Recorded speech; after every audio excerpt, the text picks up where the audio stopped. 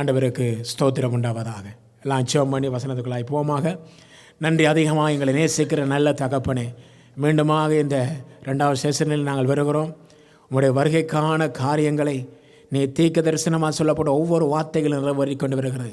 அத்திமரம் துளிர் விடும்போது வசந்த காலம் வந்திருக்குது. ஆண்டவரே, உம்முடைய வருகை இதோ வாசப்படியில் வந்து அறிகிறோம். இதோ முடிவடையும் நாங்கள் வேளையில் இருக்கிறோம். சபை ஆயத்தப்பட வேண்டும். நாம் ஆயத்தப்பட வேண்டிய ஒரு நாட்களில் இருக்கிறோம். இந்த உலகத்தில் இருள் சூழ்ந்து கொண்டு வருகிறது.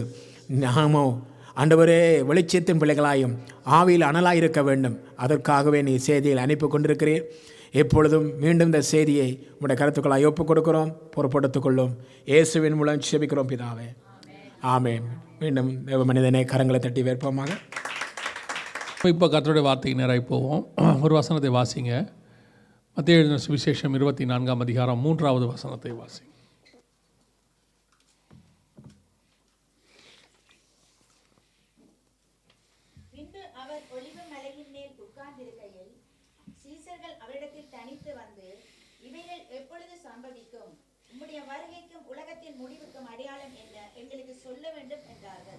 கண்களை மூடுவோம். நல்ல தகப்பனே, சர்வ வல்லமையுள்ள எங்கள் ஆண்டவரே, இந்த அருமையான நேரத்துக்காக உமக்கு ஸ்தோத்திரம். கிருபையுள்ள கரத்தில் எங்களை தாழ்த்துகிறோம். தேவனாகிய கர்த்தர், மதியானம் ஆண்டவரே முதல் செஷன்லேருந்து இம்மட்டுமாக நீர் எங்களோடு கூட இருக்கிற தயவுக்காக உமக்கு நன்றி. இந்த 2வது பகுதியும் உடைய கரத்தில் ஒப்பு கொடுக்குறோம். கர்த்தர் பொறுப்படுத்திக் கொள்ளும், வழி நடத்தும், ஆசீர்வதியும். எங்களோடு கூட பேசுங்க, உடைய வார்த்தைகளை அனுப்புங்க. எங்கள் ஆண்டவர் இயேசு கிறிஸ்துவின் நாமத்தில் பிதாவே, அல்லேலூயா. மத்தேயு சுவிசேஷம் 24ஆம் அதிகாரம் 3வது வசனத்தில் சீஷர்கள் இயேசுவை பார்த்து ஒரு கேள்வி கேட்கிறார்கள். உம்முடைய வருகைக்கும் உலகத்தின் முடிவுக்கும் அடையாளம் என்ன? ஒருவேளை வேதத்தை நீங்கள் தியானிக்க விருப்பமுள்ளவங்களாக இருந்தீங்கன்னா, மத்தேயு எழுதின சுவிசேஷம் அந்த 24ஆம் அதிகாரம் 3 பகுதியாக இருக்கும். 1 முதல் 8 வரைக்கும் ஒரு பகுதி, 9 முதல் 14 வரை ஒரு பகுதி, 15 முதல் 30வது வசனம் வரைக்கும் ஒரு பகுதி, 31க்கு மேலே இந்த 3 பகுதியினுடையதான விளக்கங்கள் இருக்கும். நீங்கள் படிக்கும்போது அப்படி படித்தீங்கன்னா உங்களுக்கு கொஞ்சம் லகுவாக ஈஸியாக இருக்கும். 1 முதல் 8 வசனங்கள் ரகசிய வருகை, சபை எடுத்துக்கொள்ளப்படுவதற்கு முன்பதாக நடைபெற வேண்டிய சம்பவங்கள். 9 முதல் 14 வரை உபத்திரவ காலம், 7 வருஷ உபத்திரவ காலத்தினுடைய முதல் 3.5 வருஷம் நடக்க வேண்டியது.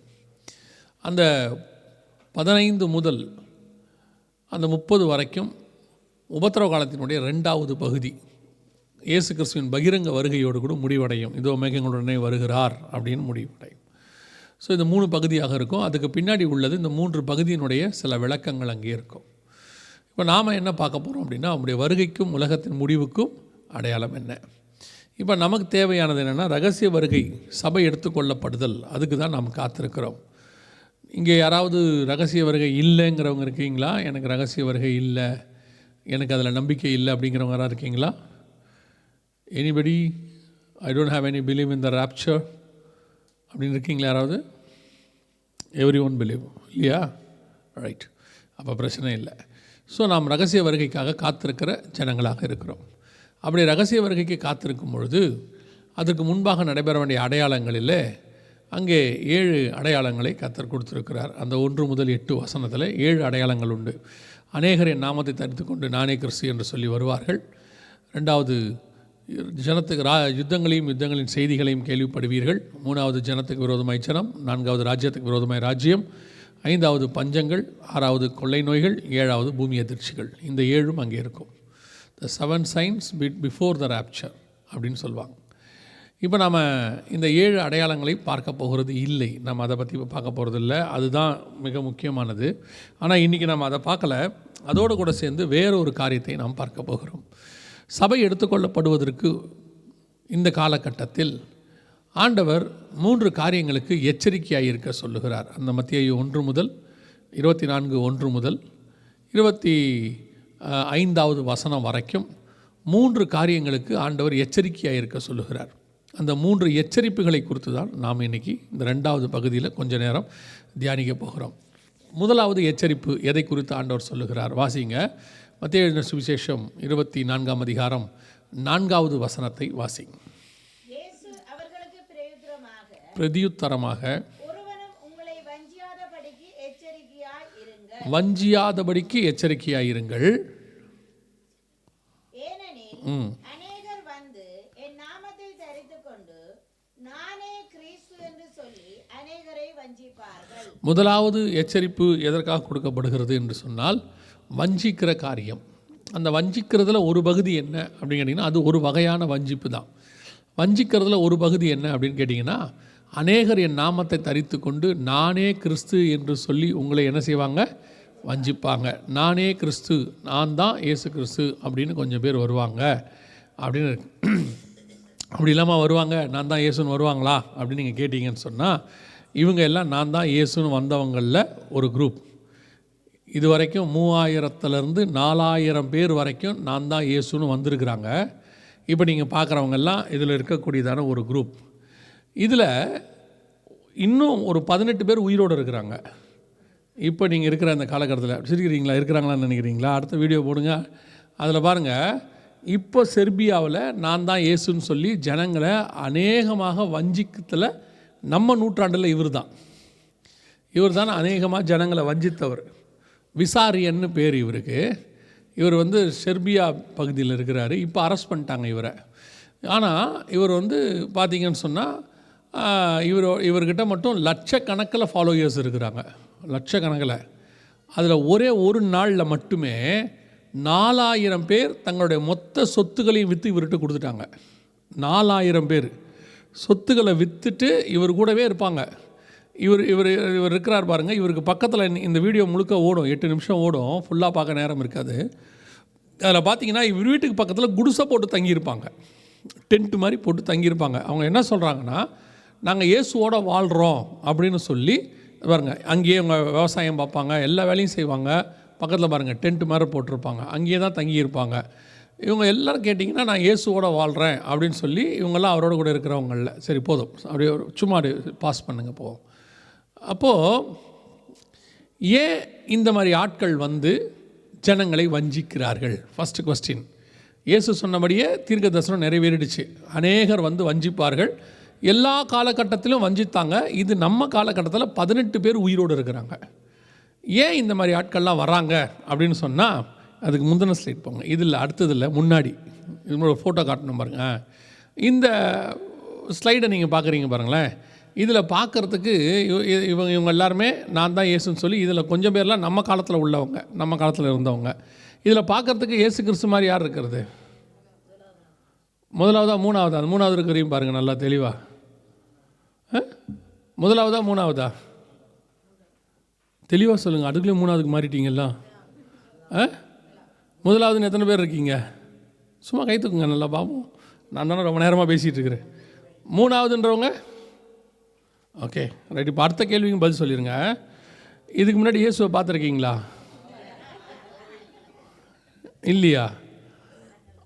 இல்லையா? அப்புறம் எதை வச்சு இப்போ முதலாவது மூணாவதுன்னு ஓட்டு போட்டிங்க? இப்போ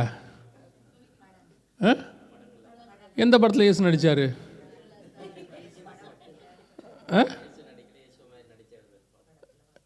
அப்போ இயேசு மாதிரி நடிச்சிட்டா அவர் தான் இயேசுவா? அப்படி தான் இருப்பாரா? அப்போ அதான் உண்மையா? நான் இந்த கேள்வியை கேட்டதுக்கு ஒரு காரணம் இருக்குது. என்ன அப்படின்னா, சின்ன வயசுலேருந்தே நம்முடைய மைண்டில் இயேசு இப்படி தான் இருப்பார்னு ஏற்றிட்டாங்க. புரியுதுங்களா? நம்மளோட சின்ன வயசுலேருந்து இயேசு இப்படி இருப்பார், இயேசு இப்படி இருப்பார்னு சொல்லி நம்ம மைண்டில் ஏற்றுனதுனால இப்போ இந்த நீல முடியோட தாடியோட ஒரு ஆளை பார்த்தா நமக்கு இயேசுவை பார்க்குற மாதிரி இருக்குன்னு சொல்கிறோம். ஆனால் இயேசு இப்படி தான் இருப்பாரான்னு பைபிளில் கேட்டிங்கன்னா இப்படி இல்லை. நீங்கள் பழைய ஏற்பாட்டில் எடுத்துக்கிட்டிங்கன்னா இயேசுவை பற்றி சொல்லுது, வசனம் சொல்லுது, அவர் 10000ங்களிலே சிறந்தவர், அவருடைய கண்கள் பாலிலே கழுவப்பட்ட நதிக்கரையோரத்தில் தங்குகிற புறா கண்களுக்கு ஒப்பாயிருக்கிறது. சாரோனின் ரோஜா நம்ம எல்லாம் கேட்குறோம். அப்போ இது முகம் அப்படி இருக்குதா? பார்க்குறதுக்கு அந்த மாதிரி இருக்குதா? இல்லை. சரி, புதிய ஏற்பாட்டில் இயேசு இப்படி தான் இருக்கிறாரா, இப்படி தான் இருந்தாரா அப்படின்னு கேட்டிங்கன்னா இல்லை, எங்கேயுமே அப்படி பற்றி டிஸ்கிரிப்ஷனே இல்லை. சரி, இப்போ இயேசு எப்படி இருக்கிறாரு அட் ப்ரெசண்ட் அப்படின்னு கேட்டால் வெளிப்படுத்தின விசேஷம் சொல்லுது. 1ஆம் அதிகாரத்தில் அவரை பற்றி வசனம் தெளிவாக சொல்லுது. அதில் ஃபஸ்ட்டே காலி ஆகிடும். என்னென்னு கேட்டிங்கன்னா, அவர் தலை வெண் பஞ்சை போல இருந்தது அப்படின்னு இருக்கும், கண்கள் அக்கினி சுவாலையை போல இருந்தது அப்படின்னு இருக்கும். அப்படின்னா அந்த பைபிள் கொடுக்குற டிஸ்கிரிப்ஷனுக்கும் இதுக்கும் சம்மந்தமே இல்லை. இயேசு இப்போ பரலோகத்தில் எப்படி இருக்கிறாருன்னு யோவான் பார்த்து சொல்கிறதுக்கும் இப்போ நீங்கள் இயேசுன்னு சொல்லக்கூடியதான இந்த மாதிரி ஆட்களுக்கும் எந்த விதமான சம்மந்தம் இல்லை. அமைப்பே வேறு, தலையிலேருந்து கண்ணிலேருந்து காலிலேருந்து எல்லாமே வேறையாக இருக்குது. அப்படி இருக்கும்பொழுது இந்த வஞ்சிக்கிற காரியம் ஏன் நடக்குது அப்படின்னு கேட்டிங்கன்னா, இந்த மாதிரி சின்ன வயசுலேருந்து நம்ம மைண்டில் ஏற்றின சில காரியங்கள், இயேசு இப்படி தான் இருப்பார் அப்படின்னு சொல்லி நமக்கு ஆவிக்குரியவர்களுக்கு ஜெபம் பண்ணுறதுக்கு கண்ணு மூடினா கூட இப்போ இயேசு இப்படி தான் வர்றாரு. ஜெபத்தில் நீங்கள் கண்ணை மூடி இயேசுவேன்னு பார்க்கும்போது உங்கள் மைண்டில் எப்படி தான் வருது? நீல முடியோட தாடியோடு தான் வருது. ஒரு லெவலுக்கு மேலே ஆவிக்குரிய வாழ்க்கையில் வளர்ந்த பிறகு தான் நாம் அவரை ஒளியாகவோ அக்கினியாகவோ நாம் தரிசிக்கிறோம். ஆனால் ஆரம்பத்தில் இப்படி தான் இருக்குது. இதுக்கு காரணம் என்ன? இப்படி தான் வருவார் அப்படின்னு நம்ம மைண்டில் ஏற்றினது. அதுக்கு தான் ஆவிக்குரிய சபைக்கு வந்த உடனே ஒரு மூல உபதேசமாக அடிப்படையாக நாங்கள் சொல்கிறது என்னென்னா, இந்த மாதிரி இயேசுநாதருடைய ஃபோட்டோ, அவங்க அம்மா ஃபோட்டோ, தூதர்கள் ஃபோட்டோ எது இருந்தாலும் எடுத்து போட்டுருங்க, அவங்க யாரும் இப்படி இருக்க போகிறது இல்லைன்னு சொன்னோம். அதனால தான் சிலைகளை தூக்கி வெளியே போடுங்கன்னு சொன்னோம். இப்படி தான் ஆவிக்குரிய சபைகள் இருந்துச்சு ஒரு காலகட்டம் வரைக்கும்.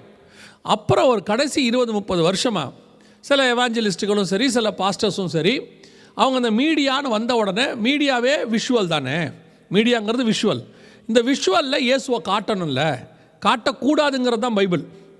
கண்டு விசுவாசிக்கிறவனிலும் காணாமல் விசுவாசிக்கிறவன் தான் பாக்கியவான். அந்த காலத்திலேயே கண்டு விசுவாசிக்கிறது இருந்துச்சு. எப்படி இருந்துச்சுன்னா, அலெக்சாண்டர் மாதிரி சிலைகள் இருக்கிறது, அகஸ்ட் சீசர் சிலைகள் இருக்கிறது, அதுக்கு முன்னாடி உள்ள எத்தனையோ கோயில்கள் சிலைகள்லாம் இருக்குது. ஆனால் அந்த காலகட்டத்தில் கூட இயேசுவுக்கு சிலை செய்யப்படவில்லை. எந்த ஒரு சிலையும் செய்யப்படலை. எல்லாமே கிட்டத்தட்ட 5ஆம் நூற்றாண்டுக்கு பிறகு தான் செய்யப்பட்டது. ஆனால் இயேசு எப்படி இருப்பார்னு அவர் காலகட்டத்தில் ஒரு படம் கூட வரையப்படவில்லை. ஒரே ஒரு இதுக்கு காட்டுவாங்க, பார்த்தீங்கன்னு சொன்னால் இயேசுடைய முகம் தொடச்ச மாதிரி ஒரு துணி இருக்குதுன்னு சொல்லுவாங்க. அதில் இயேசுடைய முகம் பதிஞ்சிருப்பாங்க. அது கூட உண்மை இல்லைன்னு இப்போ ப்ரூவ் பண்ணிட்டாங்க. இயேசுடைய முகம் இப்படி தான் இருக்கும்னு பைபிள் சொல்லவே இல்லை, ஆண்டவர் அதை விட்டு வைக்கவும் இல்லை. அப்படி இருக்கும்போது இந்த மாதிரி விஷயங்கள் நம்முடைய மைண்டில் ஏற்றி இப்போ விஷுவலைஸ் காலம் வந்த உடனே இயேசுவை காட்டணும். முந்தி நீங்கள் பார்த்தீங்கன்னா பென்ஹர்னு ஒரு படம் வந்துச்சு, நீங்கள் பார்த்துருப்பீங்க கண்டிப்பாக. பென்ஹர் படம் வந்து கிறிஸ்தவத்துக்கு எதிராக ஒருத்தர் புத்தகம் எழுத ஆரம்பித்தார். வேலஸ்ன்னு ஒருத்தர் எழுத ஆரம்பித்து அந்த எழுதுறதுக்காக ஒரு பைபிள் படித்தார். அவர் எழுதுறதுக்காக பைபிள் படித்தார். அப்படி என்ன தான் இதில் இருக்குது அப்படின்னு படிக்க ஆரம்பித்து ரட்சிக்கப்பட்டார், ஆண்டவர் ஏற்றுக்கொண்டார். கடைசியில் அந்த புக்கை எப்படி முடித்தார்னா, இயேசு இருக்கிறாருன்னு முடித்தார். அவர் இயேசுவே தேவன் முடிக்கிறார். அந்த படத்தை எடுக்கும்போது பார்த்தீங்கன்னா அதில் இயேசுடைய முகத்தை காட்டவே மாட்டாங்க. கடைசி வரைக்கும் பார்த்தீங்கன்னா முகத்தை காட்ட மாட்டாங்க. அவருடைய தலை பின்பக்கம் இப்படியே தான் காட்டிகிட்டு இருப்பாங்க, முகத்தை காட்டவே மாட்டாங்க. இத்தனைக்கும் அது வந்து 12-13 ஆஸ்கார் அவார்டு வாங்குச்சு. ஒரு கான்ஷியஸ் இருந்துச்சு, இயேசுவை நாம் காட்டக்கூடாது, இயேசு இப்படி தான் இருப்பான்னு சொல்ல முடியாது. நம்முடைய ஸ்பெஷாலிட்டியே என்னென்னா, நம்முடைய தேவன் உருவத்தில் இல்லாதவர், எந்த சிலைகளுக்குள்ளேயும் இல்லாதவர், சித்திரத்துக்குள் இல்லாதவர். இந்த கடைசி 20 வருஷமாக மீடியா விஷுவலைஸ் வர ஆரம்பித்த உடனே வேறு வழி இல்லை, விஷுவலைஸ் காட்டணும். விஷுவலைஸ் காட்ட இயேசுவை காட்டியாக வேண்டும். அதில் நிறைய எவாஞ்சலிஸ்ட்டுகள் இவங்களாம் புக்கு போட புக்கிலையும் இயேசுவை கொண்டாந்தாங்க. அது ஒரு பீரியடில் எப்படி ஆயிடுச்சுன்னா, விக்கிரக ஆராதனைக்கு நேராக திருப்பிடுச்சு. சில எவாஞ்சலிஸ்ட்டுகள்லாம் விக்கிரக ஆராதனைக்கு நேராக மக்களை திருப்பிட்டாங்க. தயவு செய்து இப்படிப்பட்ட காரியங்கள் உங்கள் வீடுகளில் இருக்குமானால், இயேசுநாதர் சிலையோ ஃபோட்டோவோ இப்போல்லாம் இருக்குது, நிறைய பேரோட வீட்டில் இருக்குது. இப்போ என்னென்னா, ஆவிக்குரியவர்களுக்கே அந்த உணர்வு இல்லை. பழைய ஏற்பாட்டில் பார்த்தீங்கன்னா ஒரு காரியம் அந்த எரிகோவிலேருந்து எடுக்க வந்தது இருந்தால், ஆண்டவர் அந்த அடுத்த இதில் வந்து தோக்கடிக்கிறார். ஆவிப்பட்டத்தை பிடிக்கும் போது அவங்க தோக்கடிக்கிறாரு. ஒரே ஒருத்தன் தான் தப்பு பண்ணியிருந்தான், ஒரு தீட்டான காரியம்.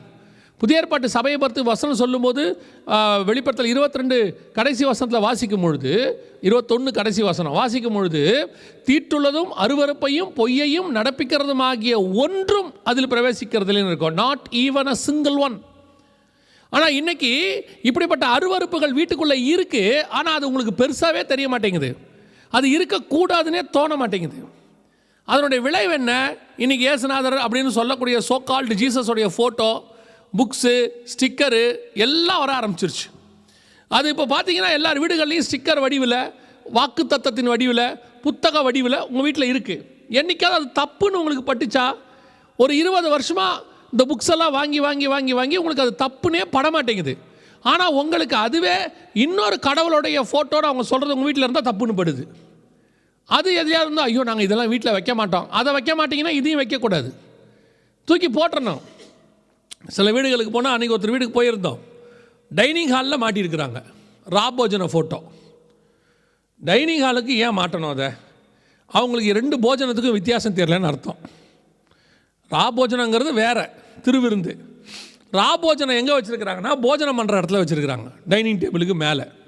நல்ல இந்த பக்கம் இயேசுநாதருக்கு இந்த பக்கம் 6 பேர், அந்த பக்கம் 6 பேர், 12 பேர் இருக்கிறாங்க, மாட்டி வச்சுருக்காங்க. நான் கேட்டேன், இது எதுக்கு இங்கே மாட்டியிருக்கீங்கன்னு. ஐயோ பாஸ்டர் பாருங்கள், இது இயேசு கிறிஸ்துவை பற்றி நான் இது இயேசுநாதர் இது எனக்கு கிஃப்ட்டு கொடுத்தாங்க அப்படின்னாரு. இல்லை, நடுவில் இயேசுநாதர் இருந்தாலும் பரவாயில்ல, இந்த கார்னரில் யூதாஸ் இருக்கிறான் பாருங்கன்னு. அதில் யூதாஸும் இருக்கான். இப்போ இயேசு கிறிஸ்து இருந்தால் உங்கள் வீட்டில் தேவ பிரசன்னம் வரும்னா, யூதாஸ் இருந்தால் என்ன பிரசன்னம் வரும்? இன்றைக்கி இதான் கொஞ்சம் பேருக்கு அவங்க கிஃப்ட்டு கொடுத்தாங்க, இவங்க கொடுத்தாங்க. ஐயோ, அந்த ஊழியத்துலேருந்து வந்த புக்கு தூக்கி போடலாமா? பைபிளே காணாம போயிடுச்சு. 100 வருஷத்துக்கு முன்னாடி உள்ள பைபிள்லாம் இப்போ இல்லவே இல்லை. எல்லார் வீட்லேயும் பைபிள். இப்போயே உங்கள் வீடுங்களே சில வீடுகளில் பைபிளில் 4 பேஜ் இல்லை. ஆதியாகமத்தில் முதல் 2 அதிகாரமே இருக்க மாட்டேங்குது. பாம்பு நுழைஞ்சதுலேருந்து தான் வீட்டிலே இருக்குது. ஆதாம் ஏவாளே இல்லை. இதில் வேறு புக்கை தூக்கி போடலாமா? இன்னும் கொஞ்சம் பேர் வீட்டில் பைபிளே இல்லை, எங்கே இருக்குன்னே தெரியாது. திடீர்னு பாஸ்டர் வந்து சங்கீதம் வாசி போனால் வீடே பைபிள் தேடுது. அதை விட இன்னும் கொஞ்சம் பேர் சர்ச்சுக்கு வரும்போதே பைபிள் தூக்கிட்டு வரதில்லை. அதில் கேட்டால் நாங்கள் மொபைலில் பைபிள் பார்க்குறோம். We are advanced technology. ஏன் மொபைலில் பைபிள் பார்க்கக்கூடாதா? சர்ச்சுக்குள்ளே மொபைலில் பைபிள் பார்க்கக்கூடாது.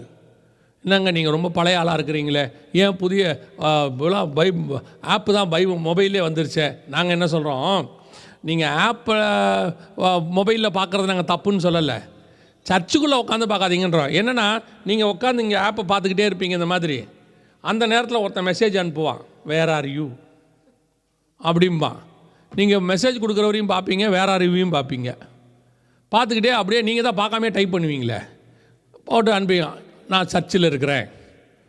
அடுத்து அவன் அங்கேருந்து அனுப்புவான், எப்போ வருவேன். உடனே நீங்கள் அனுப்புவீங்க, என்ன விஷயம், நாங்கள் எல்லாம் ரெஸ்டாரண்ட்டுக்கு போகலான்னு இருக்கோம். அவ்வளோதான், கதை முடிஞ்சிருச்சு. இதுக்கு மண்டையில் ஒன்றுமே ஏறாது. அப்போ தான் இவர் உயிரை கொடுத்து எழுப்புதெல்லாம் பேசிக்கிட்டு இருப்பார், அதுக்கு ஒன்றும் ஏறாது மைண்டில்.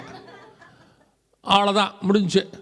உடனே அடுத்த மெசேஜ் போடும், இங்கே ஒருத்தன் அறுத்துக்கிட்டு இருக்கான். அப்புறம் உட்காந்து ஜெபம் பண்ணும், ஆண்டவரே இந்த ஆள் வாய்க்கு காவல் வையும், சீக்கிரம் முடிக்கும்படி கர்த்தர் கிருபை பாராட்டுங்க. 1 மணிலேருந்து பேசிக்கிட்டே இருக்காம்பா. அதுக்கு தான் உங்களை மொபைல் பார்க்க வேணான்னு சொல்கிறோம். நீங்கள் முக்கியமான காரியத்தை கேட்கும் போது மொபைலில் பிசாசு என்ன பண்ணிடுவான், டைவர்ட் பண்ணுறதுக்கு வாய்ப்பு இருக்குது இல்லையா? ஏரோப்ளைன் மோட்டில் போட்டு வைங்க, அப்பயும் வேஸ்ட்டு. இருக்கிற வாட்ஸ்அப்பை பார்த்துக்கிட்டு இருப்பீங்க போர் அடித்தா. இல்லைனா சும்மா இருக்கிறத இதே ஒர்க் வந்து மெசேஜை பார்த்துட்டு இருப்பீங்க. ஏன் பிரிண்டட் வெர்ஷனை தூக்கிட்டு வரதுக்கு உங்களுக்கு என்ன அப்படி ஒரு இது இருக்குது? எனக்கு அது புரியவே மாட்டேங்குது. சர்ச்சுக்கு பைபிள் தூக்கிட்டு வரும்போது அதில் ஏன் உங்களுக்கு அப்படி வெக்கமாக இருக்குது? ஒரு டாக்டர் போகும்போது ஸ்டெத்தஸ்கோப் எடுத்துகிட்டு போகிறது வெக்கமா இல்லையா? கரெக்ட் தானே? ஒரு வேலைக்கு ஒரு ஸ்கூலுக்கு போகும்போது யூனிஃபார்ம் போட்டு போகிறது உங்களுக்கு வெக்கமாக இருக்குதா? இல்லை ஒரு கையில் ஒரு பேக் எடுத்துகிட்டு போகிறது வெக்கமாக இருக்குதா? அதெல்லாம் வெக்கமாகவே பட மாட்டேங்குது. ஆனால் கையில் பைபிள் தூக்குறது மட்டும் வெக்கமாக இருக்குது. அட்வான்ஸ்டு டெக்னாலஜி அதில் மட்டும் வருது, மற்ற எதுக்கும் அட்வான்ஸ்டு டெக்னாலஜி வர மாட்டேங்குது. தயவுசெய்து சொல்கிறேன், இந்த மாதிரி காரியங்கள் வரும் பொழுது உங்கள் வீடுகளிலே இப்படிப்பட்ட காரியங்கள் இருக்குமானால் தூக்கி வெளியே போட்டுருங்க. அதனால் ஒரு சாபமும் வராது. கொஞ்சம் பேருக்கு சந்தேகம் வேறு, இயேசுநாதர் ஃபோட்டோவை போட்டால் ஏதாவது வருமா? ஒன்றும் வராது. முதல்ல அது இயேசுநாதரே இல்லை. உங்கள் வீட்டுக்கு வர வேண்டிய ஆசீர்வாதம் வராமல் வேணால் இருக்குமே ஒழிய சாபம் கண்டிப்பாக வராது. தைரியமாக தூக்கி போடுங்க. மட்டக்களப்பு தாண்டி கல்முனைன்னு ஒரு இடம் இருக்குது, யாருக்கா தெரியுமா? கல்முனை போகிற வழியில் கல்முனை கல்லாறு கேள்விப்பட்டிருக்கீங்க தானே? அந்த பக்கமாக போகும்போது அங்கே ஒரு வீடு இருந்துச்சு. ஒருத்தர் வீட்டுக்கு ஜெபம் பண்ண கூப்பிட்டாங்க. அப்போ அங்கே ஒரு வயசானவங்க, அவருக்கு ஒரு 60-70 வயசு இருக்கும். அவருக்கு ரொம்ப உடம்பு முடியல, படுத்தே கிடக்கார், ஏந்திரிக்கலை. அவர் வீட்டுக்கு ஜெபம் பண்ண கூப்பிட்டு போகிறாங்க. இன்னொரு ஊழியக்காரர் தான் கூட்டிகிட்டு போகிறாரு. போன உடனே அவருக்கு ஒரு அவங்களுக்கு ஒரு 40 வயசு 45 வயசு 50 வயசு இருக்கும். அந்த அம்மா சொன்னாங்க, அப்பா இப்படியே இருக்கிறாரு அப்படின்னு. உடனே அந்த வீட்டை பார்த்தா இந்த சிலைகள் விற்கிற கடை மாதிரி இருக்குது. எந்த பக்கம் திரும்பினாலும் விக்கிரகம். அப்படியே மரியாளுடைய 108 வெர்ஷன் இருக்குது. எல்லா நாட்டு மரியாளும் இருக்காங்க.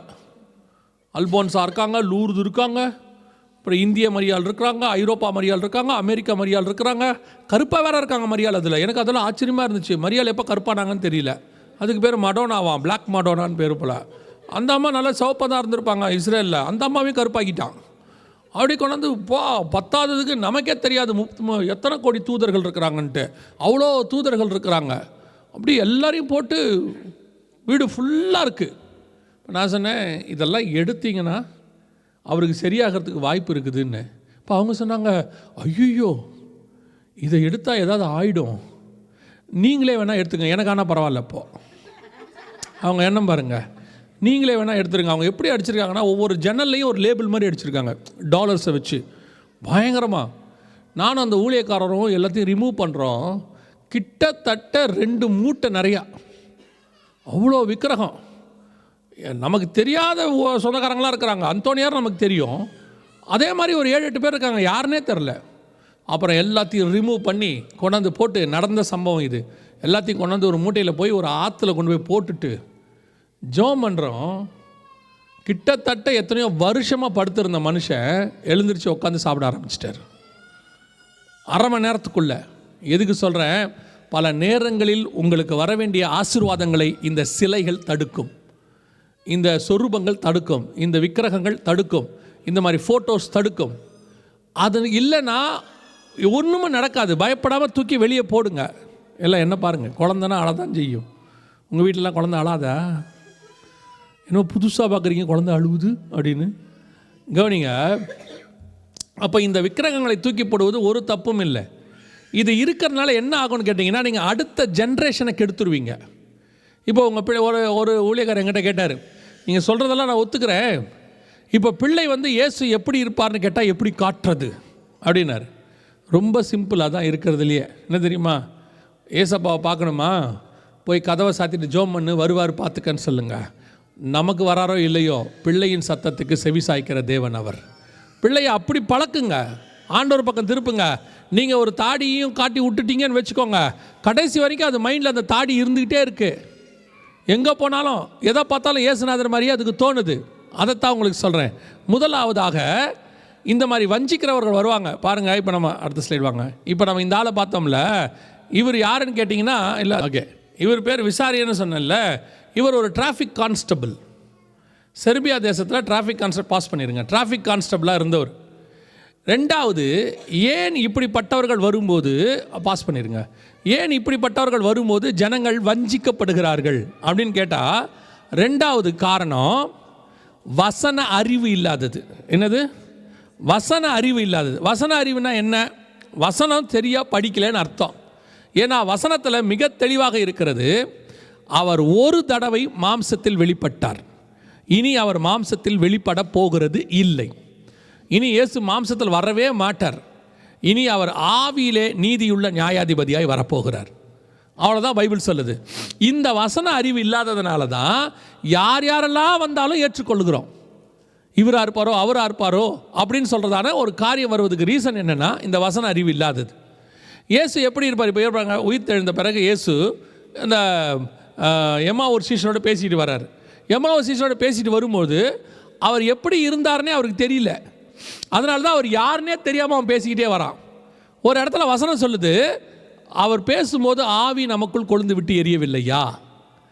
கல்லறையில் உயிர் தெழுந்து நிற்கிறாரு, மகதலேனா மரியாள் இருக்கிறாங்க. மகதலேனா மரியாள் இருக்கும் பொழுது அந்த அம்மாவுக்கு அவரை யாருன்னு தெரியல. வசனம் அப்படி தானே சொல்லுது, அவரை தோட்டக்காரர் என்று எண்ணி அப்படின்னு இருக்குது. அப்படின்னா என்ன அர்த்தம்? அவரையும் இயேசுன்னு தெரியல. மகதலேனா மரியாளுக்கு இயேசுவை தெரியாதா? கிட்டத்தட்ட 3.5 வருஷம் அவர் கூடயே இருந்திருக்கிறாங்க, அவங்க ஊழியம் பண்ணிகிட்டு இருந்திருக்கிறாங்க. கலிலேயாவிலிருந்து அவரோடு கூட ஊழியம் பண்ணி கொண்டு வந்த மகதலேனா மரியாளும் அப்படின்னு இருக்குது. அப்படியானால் இயேசு உயிர் தெழுந்த போது வேற ரூபத்துக்கு போயிட்டார். இயேசு இப்படி இருக்க மாட்டாருங்கிற வசன அறிவு இல்லை. அதான் ரொம்ப முக்கியம். ஒன்று, அவர் ஆவியிலே வெளிப்பட போகிறார். ரெண்டாவது, அவர் இப்படி இல்லை, அவர் வேற ரூபத்துக்கு போயிட்டார். அப்போ இயேசு எப்படி இருப்பார்? 1 யோவான் 3ஆம் அதிகாரம் 2வது வசனம் சொல்லுது, பிரியமானவர்களே, நாம் இப்பொழுது தேவனுடைய பிள்ளைகளாய் இருக்கிறோம், இனி எவ்விதமாய் இருப்போம் என்று வெளியரங்கமாகவில்லை, ஆகிலும் அவர் வெளிப்படும்போது அவர் இருக்கிற வண்ணமாய் நாம் அவரை தரிசிப்பதனால் அவருக்கு ஒப்பாக இருப்போம். அப்போ அவர் எப்படி இருப்பார்? வரும்போது தான் தெரியும். அதனால தான் இதில் இன்னொரு வஞ்சிக்கிற விஷயம் என்ன தெரியுமா? இயேசு வரும்போது அவர் நீல முடியோட தாடியோட வந்தார் தான் நீங்கள் இயேசுன்னு ஒத்துப்பீங்க. ஒருவேளை இயேசு ஷார்ட்டாக முடி அடிச்சுட்டு மீசியன் தாடி இல்லாமல் வந்தார்னா நீங்கள் ஒத்துக்க மாட்டீங்க. உண்மை தானே? இயேசுநாதரே வந்தாலும் ஒத்துக்க போகிறது இல்லை. ஏன்? நாங்கள் பார்த்த இயேசு இப்படி இல்லை. நம்ம மைண்டில் எல்லாம் இயேசு எப்படி இருக்கிறாரு? நீல முடியோட தாடியோடு இருக்கிறாரு. ஒருவேளை வரும்போது நல்லா முடி ஷேவ் பண்ணிட்டு மீச தாடி இல்லாமல் வந்தார்னா என்ன பண்ணுவீங்க? அவரே வந்தோடனே நின்றுப்பார், நான் வந்துட்டேன் அப்படின்னா வருகிறவர் நீர் தானா, இன்னொருவரை காத்திருக்க வேண்டுமா? இப்போ உங்களை சந்திக்கணும்னா அவரே மீசையோடு வர வேண்டி இருக்குது. ஆமாம், நிஜமாக தான் நான் சொல்கிறேன். இப்போ இயேசு ஷார்ட்டாக முடி அடிச்சுட்டு மீச தாடி இல்லாமல் வந்தால் உங்களால் ஏற்றுப்பீங்களா? நீங்கள் ஒத்துக்க போகிறதே கிடையாது. ஏன் அப்படின்னா வசன அறிவில்லை. வசனத்தில் மிக தெளிவாக இருக்குது, அவர் தலை வெண்பஞ்சை போல இருந்தது. இயேசு ஒயிட் முடியாக உங்களால் கற்பனை பண்ண முடியுதா? இயேசுவை வெள்ளை முடியோட, நீங்களே கருப்பு முடிய உங்களையே உங்களால் வெள்ளை முடியாக கற்பனை பண்ண முடியாது. முடிஞ்ச வரைக்கும் டை அடிக்கிறீங்க. ஆமாம் தானே? அப்புறம் இயேசுநாதரை எப்படி ஒத்துப்பீங்க நீங்கள்? அவர் தலை வெண்பஞ்சை போல இருந்தது. அப்படி வரும்போது கண்டிப்பாக ஒரு பெரிய கூட்டம் வஞ்சிக்கப்பட போகுது. ஏன்னா பிசாசுடைய தந்திரத்தில் பெரிய தந்திரம் இப்படி தான் இயேசு இருப்பார்னு ஒன்று ஏற்றி வச்சுட்டான். ஸோ இப்போ இயேசு வரும்போது உங்களுக்கு அது தெரிய போகிறதில்ல. நல்ல வேளை நம்ம ஆவியில் போகிறதுனால ஆவியில் உணர போகிறோம். ஆனால் மாம்சத்தில் இருக்கிறவனுக்கு தெரியாது. அவன் என்ன பண்ண போகிறான்னா, அவர் எதிரின்னு நினச்சிக்கிட்டு அந்திகிறிஸ்துவோட சேருவான்னு பைபிள் சொல்லுது. ஒரு பெரிய கூட்டம் ஏன் அந்திகிறிஸ்துவோட சேர போகுதுன்னா, ஏலியன் வந்துருச்சுன்னு சொல்ல போகிறான். அதனால தான் ஏலியன் கதையை விட்டுக்கிட்டே இருக்கிறாங்க ரொம்ப நாளாக. ஏலியன் வருது. ஏலியன் வரலாம் வரப்போகிறதில்ல. இயேசு கிறிஸ்து தம்முடைய 1000 பரிசுத்தவான் கூட வரப்போகிறார். வருவர் மீள முடியோட தாடியோடு இருக்க போகிறது இல்லை. அவர் எப்படி இருப்பார்னு வரும்போது தெரிய போகுது. அப்போ ஆட்டோமேட்டிக்காக இவன் என்ன சொல்லிடுவான், பாருங்கள் இத்தனை நாள் நாங்கள் சொன்ன ஏலியன் வந்துடுச்சு.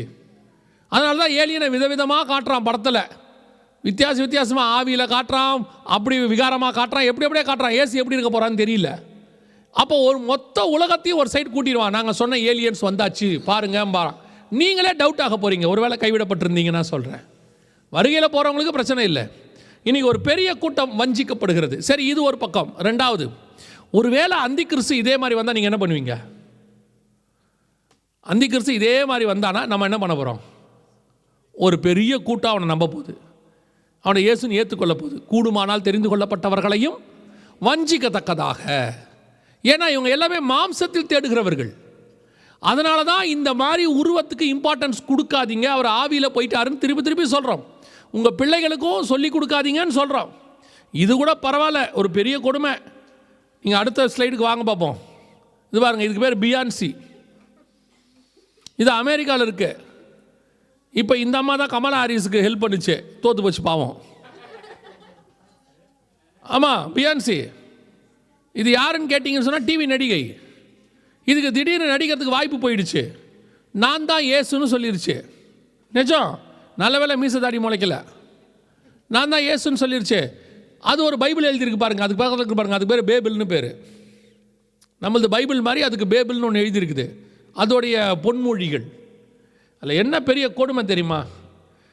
ஒரு சத்தியத்தில் இருக்கிற சபகாரங்க ஒரு சர்ச்சை சொந்தமாக கட்டுறதுக்குள்ளே உயிர் போய் உயிர் வருது. அது பல மில்லியனில் சர்ச்சை கட்டிடுச்சு இமிடியேட்டாக. கோடீஸ்வரெல்லாம் கொண்டு போய் கொட்டுறான். எப்படி தான் நம்புகிறாங்கன்னே தெரிய மாட்டேங்குது. இது சொல்லுது, நான் திடீர்னு எனக்குள்ளே இயேசு வந்துட்டார், நான் இயேசுவாக மாறிட்டேன். இந்த மாதிரி உலகம் முழுக்க இருக்கான். இந்தியாவில் இருக்கான், திருநெல்வேலியில் ஒருத்தர் இருக்கான். பார்க்குறீங்களா? இருந்தால கீழே வாங்க, இன்னும் வாங்க, அது பாருங்க. இவன் திருநெல்வேலியில் இருக்கான். இந்த ஆள் ஃபேஸ்புக்கில் எழுதியிருக்கார் பாருங்கள், அவரே போட்டிருக்கிறாரு. ஆனால் அவர் நியாயமான திருடன் தெரியுமா உங்களுக்கு? அவர் என்ன சொல்லியிருக்கார் தெரியுமா? என்னை பிதாவாகிய தேவன் என்று சொல்லிவிடாதீர்கள், நான் இயேசு மட்டும்தான் சொல்லியிருக்கிறார். நியாயமான திருடன். அப்போ இந்த மாதிரி ஆட்கள் வருவதுக்கு என்ன காரணம்? சிரிக்காதீங்க. நாளைக்கு அந்திகிறிஸ்து வந்தால் நீங்களும் நம்பிடுவிய. இதே முடியோட, நீல முடியோட தாடியோட வந்து இதே மாதிரி பேசினா நீங்கள் ஏற்றுக்கொள்ளக்கூடிய இடத்துல தானே இருக்கிறோம். முதல்ல உங்கள் வீடுகளில் இப்படிப்பட்ட காரியங்கள் இருந்தால் எடுத்து போட்டு உங்கள் பிள்ளைகளுக்கு கிறிஸ்துவை உண்மையாய் போதிக்க தொடங்குங்க. குழந்தைங்களை வளர்க்க ஆரம்பிக்கும் போதே இந்த ஃபோட்டோஸ் எல்லாம் காட்டிடாதீங்க. இயேசு இப்படி தான் இருப்பார். அது எப்பேற்பட்ட எவாஞ்சலிஸ்ட் அனுப்பினாலும் சரி, எதாக இருந்தாலும் கூடுமான வரைக்கும் இதை காட்டாமல் கிரைஸ்ட ஆவியில் அவங்க தரிசிக்க வைங்க. உங்கள் பிள்ளைகளுக்கு சொல்லி கொடுக்கும் போதே, இன்றைக்கி நம்ம சொல்லும் போதே இந்த மாதிரி காரியத்தை காட்டி விடுகிறோம். இதான் இதோடைய மிக முக்கியமான எச்சரிப்பு. ஆண்டவர் சொல்கிறாரு, கூடுமானால் இந்த மாதிரி அநேகர் வந்து என் நாமத்தை தரித்து கொண்டு நானே கிறிஸ்து என்று சொல்லி உங்களை என்ன செய்வாங்க? வஞ்சிப்பாங்க. இந்த மாதிரி ஆட்கள் வரும்போது ரெண்டாவது இன்னொரு வஞ்சனை இருக்குது. நேற்று அதை பற்றி உங்களுக்கு நாங்கள் சொன்னோம். ஒருவேளை நேற்று வராதவங்களுக்கு சும்மா அதை நான் ஞாபகப்படுத்திட்டு போகிறேன். இன்னொரு வஞ்சனை இருக்குது. என்ன வஞ்சனைனா, இந்த மாதிரி ஆட்கள் வந்து கள்ள உபதேசத்தை போதிப்பார்கள். அந்த வசனத்தை வாசிங்க, நேற்று வராதவங்களுக்காக சொல்கிறேன். வெளிப்படுத்தின விசேஷம் 13ஆம் அதிகாரம், வெளிப்படுத்தின விசேஷம் 13ஆம் அதிகாரம் 11வது வசனத்தை வாசிங்க. ஆட்டுக்குட்டிக்கு ஒப்பாக ம் 2 கொம்புகளை உடையதாய் இருந்தது. வலுச்சர்ப்பத்தை போல் பேசியது. அதோட அர்த்தம் என்னென்னா, நேற்று எடுத்தோம், பார்க்குறதுக்கு ஆட்டுக்குட்டி மாதிரி இருக்குது, ஆனால் பேசுகிறது எப்படி பேசுது? சர்ப்பத்தை போல, பாம்பை போல பேசுது. இவங்க இந்த மாதிரி ஆட்கள் தான் வருவாங்க. இவங்க பார்க்கறதுக்கு கிரைஸ்ட் மாதிரி இருப்பாங்க, இயேசு கிறிஸ்து மாதிரி காட்டுவாங்க. ஆனால் உள்ளுக்குள்ளேருந்து பேசுகிறதுலாம் எதை பற்றி இருக்கும்? சர்ப்பத்தை போல இருக்கும். இதுதான் நேற்று நாங்கள் எடுத்தோம். சபையை வஞ்சிக்கிறதுக்கு சர்ப்பம் தோட்டத்துக்குள்ளே வந்து எப்படி பேசும். அப்போ இந்த மாதிரி ஆட்கள் வரும்போது you must be very careful. இந்த மாதிரி ஆட்களை நீங்கள் அலோவ் பண்ணக்கூடாது. வஞ்சிக்கிறவர்கள் வருவார்கள். கூடுமானால் இயேசு கிறிஸ்து மாதிரியே வருவாங்க, வந்து அவர் செய்த காரியங்கள் எல்லாம் செய்வாங்க. அதே போல் காரியங்கள், அநேக காரியங்கள் அவர்கள் செய்யும்போது இதில் இன்னொரு காரியத்தையும் இயேசு அதிலேயே சேர்த்து சொல்கிறார். அதே மத்திய சுவிசேஷம் 24ஆம் அதிகாரம் 24வது வசனத்தை வாசிங்க பார்ப்போம். 24:4 இயேசு அவர்களுக்கு பிரேத்திரமாக, ஒருவனும் உங்களை வஞ்சியாதபடிக்கு எச்சரிக்கையாய் இருங்கள். ஏனெனில் அநேகர் வந்து 24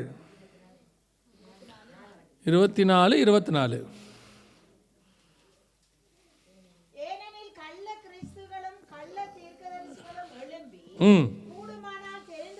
கூடுமானால் தெரிந்து கொள்ளப்பட்டவர்களையும் வஞ்சிக்கத்தக்கதாக பெரிய அடையாளங்களையும் அற்புதங்களையும் செய்வார்கள். இப்போ இந்த ஆட்கள்லாம் வஞ்சிக்கிற காரியத்தில் ரெண்டாவதாக யூஸ் பண்ண போகிற மிக முக்கியமான விஷயம் என்னென்னா, அற்புத அடையாளங்கள். இந்த விசாரியன் பார்த்தோம் இல்லை, இந்த விசாரியனை நம்பும்போது ஜனங்கிட்ட போய் பேட்டி கேட்குறாங்க. எப்படி இந்த ஜனங்களை போய் டிவி மீடியாவில் பேட்டி கேட்குறாங்க, இந்த ஆளை எதுக்கு நம்புறீங்க அப்படின்னு சொல்லி கேட்கும்போது அதில் அநேகருடைய சாட்சி என்னன்னு சொன்னால், நீங்கள் சொல்கிறத நாங்கள் நம்ப மாட்டோம், ஏன்னா இயேசு என்னென்ன அற்புதங்கள் செய்வாரோ அதையெல்லாம் இவரும் செய்கிறாரு, நாங்கள் பார்த்தோம் அப்படின்னு சாட்சி கொடுக்குறவங்க இருக்கிறாங்க. அதான் பைபிள் சொல்லுது, கூடுமானால் தெரிந்து கொள்ளப்பட்டவர்களையும் வஞ்சிக்கத்தக்கதாக அநேக பெரிய அற்புத அடையாளங்களையும் செய்வார்கள். இது ரெண்டாவது வஞ்சிக்கிற காரியம். விசுவாசிகள் எதில் நீங்கள் ரொம்ப விழுந்து போகிறீங்க தெரியுமா? இந்த அற்புத அடையாளத்தில் தான் நீங்கள் ரொம்ப விழுந்து போகிறீங்க.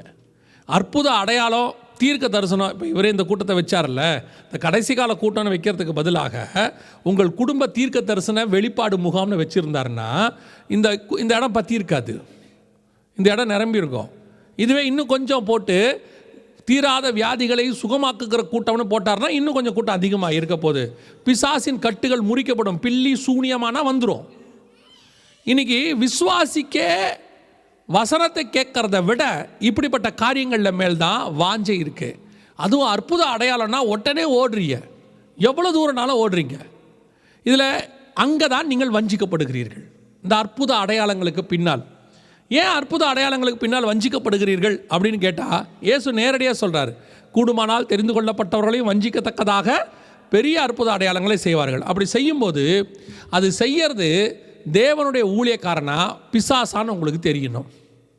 ஏன்னா தேவ ஊழியர்கள் மட்டும் அற்புதங்கள் செய்கிறதில்ல, பிசாசும் அற்புதங்களை செய்யுது. வாசிங்க வெளிப்படுத்தின விசேஷம் 16ஆம் அதிகாரம் 12-13 வாசிங்க. 13 வாசிங்க. வெளிப்படுத்தல் 16:13. அப்பொழுது வலுச்சர்ப்பத்தின் வாயிலும் மிருகத்தின் வாயிலும் கள்ள தீர்க்கதரிசியின் வாயிலும் இருந்து தவளைகளுக்கு ஒப்பான 3 அசுத்த ஆவிகள் புறப்பட்டு வர கண்டேன். அவைகள் அற்புதங்களை செய்கிற பிசாசுகளின் ஆவிகள். யாரு அற்புதங்களை செய்கிற? பிசாசுகளின் ஆவிகள். அப்போ அற்புதங்களை யார் செய்வா? பிசாசும் செய்யும். தேவ மனுஷனும் செய்வாங்க, பிசாசும் செய்யும். இதில் தான் நீங்கள் வஞ்சிக்கப்படாதபடிக்கு எச்சரிக்கையாக இருக்கும்படி பைபிள் சொல்லுது. அற்புத அடையாளங்களை செய்கிறவர்கள் எல்லாம் தேவ மனுஷர்கள் அல்ல. சில நேரத்தில் தேவ மனுஷர்கள் அற்புதங்களை செய்கிறது போல சர்ப்பமும் தேவ மனுஷனை போல வரும். பார்வைக்கு ஆட்டுக்குட்டியை போல இருக்கும், ஆனால் வலு சர்ப்பத்தை போல பேசும். இந்த அற்புதத்தை வைத்து கொண்டு நீங்கள் ஏமாறக்கூடாது. விசுவாசிகிட்ட இப்போ இருக்கிற பிரச்சனையே அதான். அற்புதம், அடையாளம், தீர்க்க தரிசனம் அப்படின்னா உடனே ஓடுறீங்க, ஆளை பிடிச்சி பார்க்க போயிடுறீங்க. இது செய்கிறது யார், என்ன, எதுக்கு செய்கிறாங்க எதுவுமே உங்களுக்கு தெரிய மாட்டேங்குது. இப்போது அற்புத அடையாளங்கள் முதல்ல யாருக்கு, அதை நீங்கள் புரிஞ்சுக்கணும். அற்புத அடையாளம் யாருக்கு அப்படின்னு கேட்டிங்கன்னா, இந்த ரட்சிக்கப்படாத ஜனங்கள் இருக்கிறாங்கல்ல, ஆண்டவரை அறியாத ஜனங்கள், அவர்களுக்கு வசனத்தை உறுதிப்படுத்துவதுக்கு தான் அற்புத அடையாளம். வேதம் தெளிவாக சொல்லுது. மார்க் 16 அவர் அற்புதங்களினாலும் அடையாளங்களினாலும் வேத வாக்கியத்தை உறுதிப்படுத்தினார் அப்படின்னு இருக்கு.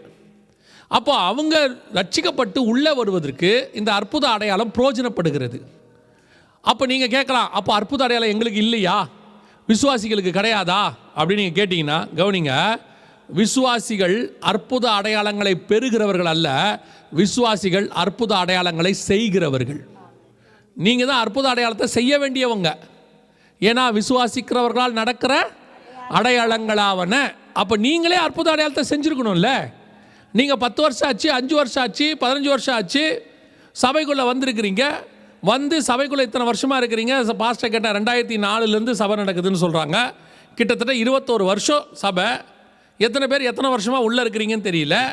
ஆனால் இன்னும் அற்புதம்னு சொல்லி ஒரு போஸ்டர் போட்டால் ஓடுறீங்க. அவர் வந்திருக்கிறாருன்னா ஓடுறீங்க, இவர் வந்திருக்கிறாருன்னா ஓடுறீங்க. தீர்க்க தரிசனம்னா சொல்லவே வேண்டாம், முதல்ல கொண்டு போய் தலையை கொடுக்கறது. எதுக்கு தலையை கொடுப்பீங்க?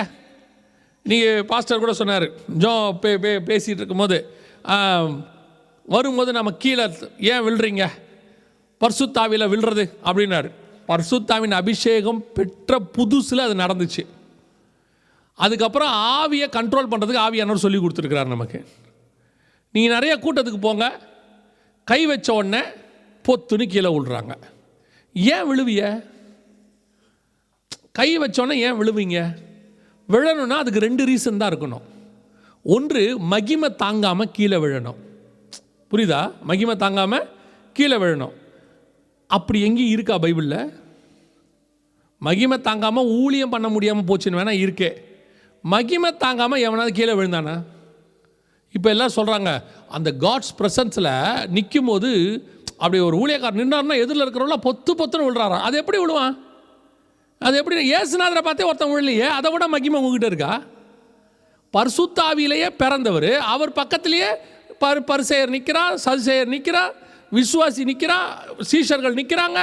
இவ்வளோ பேர் விழாதவங்க இப்போ என்ன புதுசாக 21ஆம் நூற்றாண்டில் உங்களை பார்த்தா விழணும்? அது நீங்கள் டிஃபால்ட் ஆகிட்டீங்க உழுகணுன்ட்டு. இன்னொரு குரூப் இருக்கு, உளுந்தாதான் அந்த கூட்டமே சக்ஸஸ். நீங்கள் உளுந்தாதான் அந்த கூட்டமே என்னவா இருக்கு? சக்ஸஸாக இருக்கு. எந்த ஊழியக்காரர் வந்தாலும் போய் நின்றுக்கிறீங்க முன்னாடி. நின்ன உடனே நீங்களும் இப்படி கையை வச்சுக்கிறீங்க, அவரும் இப்படி கையை வைக்கிறாரு. ஒத்தவொடனே பொத்துன்னு பின்னாடி விழுறீங்க. உங்களை பிடிக்கிறதுக்கு ஏற்கனவே ஒரு ஆளை வர ரெடி பண்ணி வச்சுக்கிறீங்க பின்னாடி. அவர் பார்த்தீங்கன்னா ஃபுட்பால் கோல் கீப்பர் மாதிரி இப்படி நிற்கிறாரு, பின்னாடியே நிற்கிறாங்க. விழுந்தவொடனே பொத்துன்னு பிடி. இது என்ன ஜோக் பண்ணுறீங்கன்னே ஒன்றும் புரியல. எப்படி நீங்கள் விழுவீங்கன்னு அவனுக்கு தெரிஞ்சிச்சு? எப்படி கரெக்டாக வந்து நிற்கிறான்? அப்போ நீங்கள் அவள் ஜோம் பண்ணால் நீங்கள் விழுவீங்கன்றது ஆல்ரெடி டிஃபால்ட்டாக இருக்குது. சரி, விழுறதுக்கு காரணம் என்ன? பிசாஸ் பிடிச்சிருச்சா? பிசாஸ் பிடிச்சனால விழுறீங்களா? அப்போ டோட்டல் சர்ச்சா உழுதே. அப்போ நீங்கள் எல்லாம் பிசாஸ் பிடிச்சவங்களா? ஒன்று மகிமை தாங்காமல் விழணும்னு சொல்லணும், இல்லை பிசாஸ் பிடிச்சா ஏன் விழுவிய? சரி, பைபிள் முழுக்க பாருங்கள், விழுந்தவங்க இருக்காங்க. யார் இருக்காங்கன்னா, ஒன்று தானியேல், இன்னொன்று எசேக்கியேல், இன்னொன்று யோவான். செத்தவனை போல விழுந்தேன். எப்படி விழுந்தாங்கன்னு அங்கே இருக்கோம்? முகங்குப்புற விழுந்தார்கள்னு இருக்கோம். நீங்கள் அத்தனை பேரும் மல்லாக்க விழுறீங்க. முகங்குப்புற விழுந்துறதுனா இப்படி விழுறது, மல்லாக்க விழுறதுனா இப்படி விழுறது. போன விழுமே. இப்போ நீங்களாம் எப்படி விழுறீங்க? இப்படி விழுறீங்க. அதுவும் விழுந்து என்ன உங்களுக்கு தெரிஞ்சிச்சு? அவர் அடுத்த ஆளுக்கு ஜோம் பண்ணும்போது ஏஞ்சி வீட்டுக்கு போயிட்டீங்க. நீங்கள் பக்கத்தில் உள்ள ஆளுக்கு ஜோம் பண்ணும்போது நீங்கள் ஏஞ்சி போயிட்டே இருக்கீங்க. இது என்ன விழுறது, என்ன எழுந்திரிக்கிறது, என்ன கான்செப்ட் இது? இது இப்படி பண்ணாதான் அவருக்கும் திருப்தியாக இருக்குது. இன்றைக்கு பெரிய எழுப்புதல் என்னாச்சு, 15 பேர் கீழே விழுந்தாங்க. அவர் சொல்கிறார், நீங்களே வீட்டுக்கு போய் சொல்கிறீங்க செம்ம மீட்டிங் தெரியுமா, எல்லாரும் விழுந்தாங்க. கிறிஸ்தவம் விழுந்தவனை எழுந்து நிற்க பண்ணுறது தானே ஒழிய நிற்கிறவனை கீழே தள்ளுறது இல்லை. நீங்கள் எப்போ தான் மனம் திரும்ப போகிறீங்களோ, போய் ஒரு கூட்டம் வந்த உடனே நீங்கள் உழனாலும் அவர் தள்ளி பார்க்குறாரு. நல்லா கவனிச்சுக்கொள்ளுங்க, இது அற்புத அடையாளங்கள்லாம் கிடையாது. ஆசீர்வாதம் வேணும்னா நீங்கள் உண்மை உள்ளவர்களாக இருந்தால் பரிபூர்ண ஆசீர்வாதம் தானாய் வரும். அவ்வளோதான், முடிஞ்சிருச்சு. யாருக்கிட்ட போய் நின்னாலும் ஐயா எனக்கு ஒரு ஜோம் பண்ணும். எதுக்கு ஜோம் பண்ணும்? நீங்கள் ஜோம் பண்ணுங்க. அதுக்கு காரணமே தெரிய மாட்டேங்குது, ஏன் ஜோம் பண்ணணுன்னு. அப்புறமா தான் காரணம் யோசிக்குது. குடும்பத்துக்காக ஜோம் பண்ணுங்க. இப்போ நீங்கள் சில ஆட்கள் வந்து நிற்கிறாங்க, பிரதர் எனக்கு கொஞ்சம் ஜோம் பண்ணுவீங்களா? எதுக்கு? நீங்கள் ஜோம் பண்ணுங்க. சரி நான் ஜோம் பண்ணுறேனே வச்சுக்கோங்களேன், ஏசுநாதர் என்ன நினைப்பார்? இப்போ நம்ம ஜோம் பண்ணால் அவர் கேட்குறான்றதான் நம்ம நம்பிக்கை. இப்போ நான் ஜோம் பண்ணுறேன், ஆண்டவரே இந்த அம்மா எதுக்கு வந்துன்னு தெரில, அதுக்காக அந்த அம்மாக்காக ஜோம் பண்ணுறேன். ஆண்டவர் பாப்பார், அதுதான் லூசுத்தனமாக வந்து நிற்கிது, என்ன காரணனே தெரியாமல். நீ ஒரு ஊழியக்காரன் தானே, நீயும் பைத்தியக்காரன் மாதிரி ஜோம் பண்ணுறேடா லூசு. சரி நான் இப்போ என்ன சொல்லி அந்த அம்மா ஆசீர்வதிக்கிறது? ஒரு காரணம் வந்து எனக்கு வியாதியாக இருக்குது, பலகீனமாக இருக்குது, என் பிள்ளைக்கு உடம்பு சரியில்லை, ஏதோ ஒன்று சொன்னால் நியாயம். உங்களுக்கு என்ன மைண்டில் இருக்குன்னா, எந்த புது ஊழியக்காரன் வெளிநாட்டிலேருந்து வந்தாலும் மண்டையை கொடுத்துடணும். அப்படி கொடுத்த உங்களுக்கு வந்தால் தான் திருப்தி. நல்லா தெரிஞ்சுக்கொள்ளுங்க, ஊழியக்காரன் கை வைக்கிறதுனால மட்டும் ஆசீர்வாதம் இல்லை. எதுக்கு ஊழியக்காரன் கை வைக்கிறாங்கன்னா, உங்களில் ஒருவன் வியாதிப்பட்டால் சபையின் மூப்பரை அழித்து எண்ணெய் பூசி ஜெபிக்க கடவன். கைகளை வைக்குதெல்லாம் தாண்டி போயிடுங்கன்றார் எபிரேயரில். அதை தாண்டி போயிடுங்கன்றாரு. நீங்கள் இன்னும் அதிலே நின்றுக்கிட்டு இருக்கிய. உங்களுக்கு ஆசீர்வாதம் வேணுமா? நீங்கள் உண்மையாக இருங்க, ஆசீர்வாதம் தானாக வரும். உங்களுக்கு தீர்க்க தரிசனம் வேணுமா? ஆண்டவரே தீர்க்க தரிசனம் சொல்ல வல்லமை உள்ளவர். வந்த ஊழியக்காரன்ட்ட போய் சும்மா கேட்காதீங்க, ஆண்டவர் என்னை பற்றி என்ன சொல்கிறாரு? உங்களை பற்றி எதுக்கு அந்த ஆள்கிட்ட சொல்லணும்? உங்களை பற்றி உங்கள்கிட்ட தானே சொல்லணும். முழங்கால் போட்டிங்கன்னா உங்கள்கிட்ட சொல்ல மாட்டார். நீங்கள் அவர்கிட்ட கேட்குறது கிடையாது. அதுவும் நீங்கள் யார் தெரியுமில்ல, என்ன சொல்லணும்னு வேறு மைண்டில் ஃபிக்ஸ் பண்ணிட்டு போவீங்க. அதையே ஆண்டவர் சொல்லணும். இப்போ நீங்கள் போய் கேட்குறீங்க, ஆண்டவர் என்னை பற்றி என்ன சொல்கிறாரு? நீ 18 வயசில் என்ன திருட்டுத்தனம் பண்ண தெரியுமா? 21 வயசில் யாரை ஏமாத்தன தெரியுமா?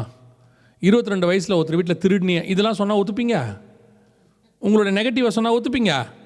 அதை சொல்லக்கூடாது. என்ன சொல்லணும்? நீ வாலாகாமல் தலையாயிருப்பாய், இந்த வருஷம் நீ பலூகி பெருகுவாய்.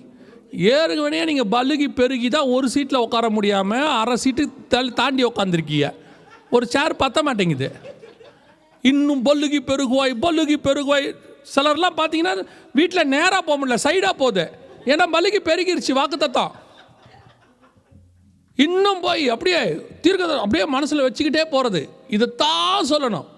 அதில் ஒரு சிலர்லாம் இருக்காங்க, இன்றைக்கி எப்படியாவது என் பேரை சொல்லி அவர் கூப்பிட்டுருணும். ஏன் உங்கள் பேர் உங்களுக்கு தெரியாதா? எதுக்கு இப்போ அவர் சொல்லணும்? இல்லை சகையை கூப்பிட்டார், சகையை ரட்சிக்கப்படாமல் மேலே இருந்தால் அதனால் கூப்பிட்டார். நீங்கள் தான் ரட்சிக்கப்பட்டு வந்து 25 வருஷம் ஆகிப்போச்சு, உங்கள் பேர் தான் ஊரில் இருக்கிற எல்லாருக்கும் தெரியுமே, இதில் எதுக்கு உங்களை கூப்பிடணும்?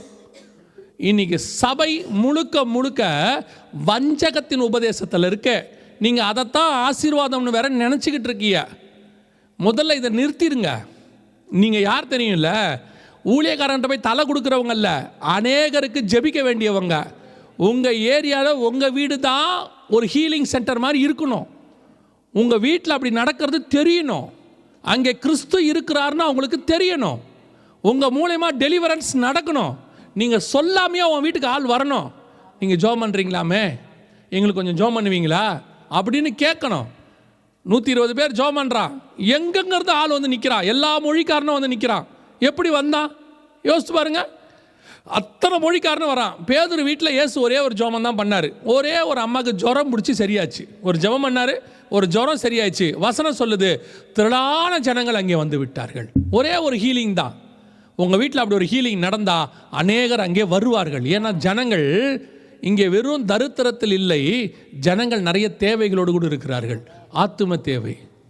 அதுக்கு உங்களை தான் கர்த்தர் யூஸ் பண்ணணும். நீங்களே இன்னும் அப்பண்டிஸ் மாதிரி இருக்கிறீங்க. எப்போ பார்த்தாலும் ஆசீர்வாதம், எப்போ பார்த்தாலும் ஊழியக்காரரை தேடி போகிறது, எப்போ பார்த்தாலும் அற்புதத்தை தேடி போகிறது, எவ்வளோ கொடுத்தாலும் திருப்தி இல்லாத ஒரு தன்மை. என்ன சொன்னாலும் உட்காந்து என்னதான் ஆண்டவர் கொடுத்தாலும் இன்னும் எங்கள் அக்கா வீட்டை விட என் வீடு சின்னதாக தான் இருக்குது. உங்கள் அக்கா வீடு பெருசாக இருந்தால் இப்போ என்ன, இப்போ சின்ன வீடாக இருந்தால் என்ன, இப்போ எக்ஸ்ட்ராவாக 2 ரூம் இருந்தால் நல்லாயிருக்கும். இருந்தால் என்ன பண்ணுவீங்க? 1 மணிக்கு மேலே அந்த வீட்டில் அந்த ரூமில் போய் தூங்குவீங்களா? எக்ஸ்ட்ரா ஒரு ரூம் இருக்குது, ஆண்டவரே கர்த்தர் கிருபையாக 2 ரூம் கொடுத்துருக்கிறாரு, நம்ம இந்த ரூம்லேயே தூங்கிட்டு இருக்கிறோம், நம்ம வேணால் அந்த ரூமில் போய் தூங்க போகிறீங்களா?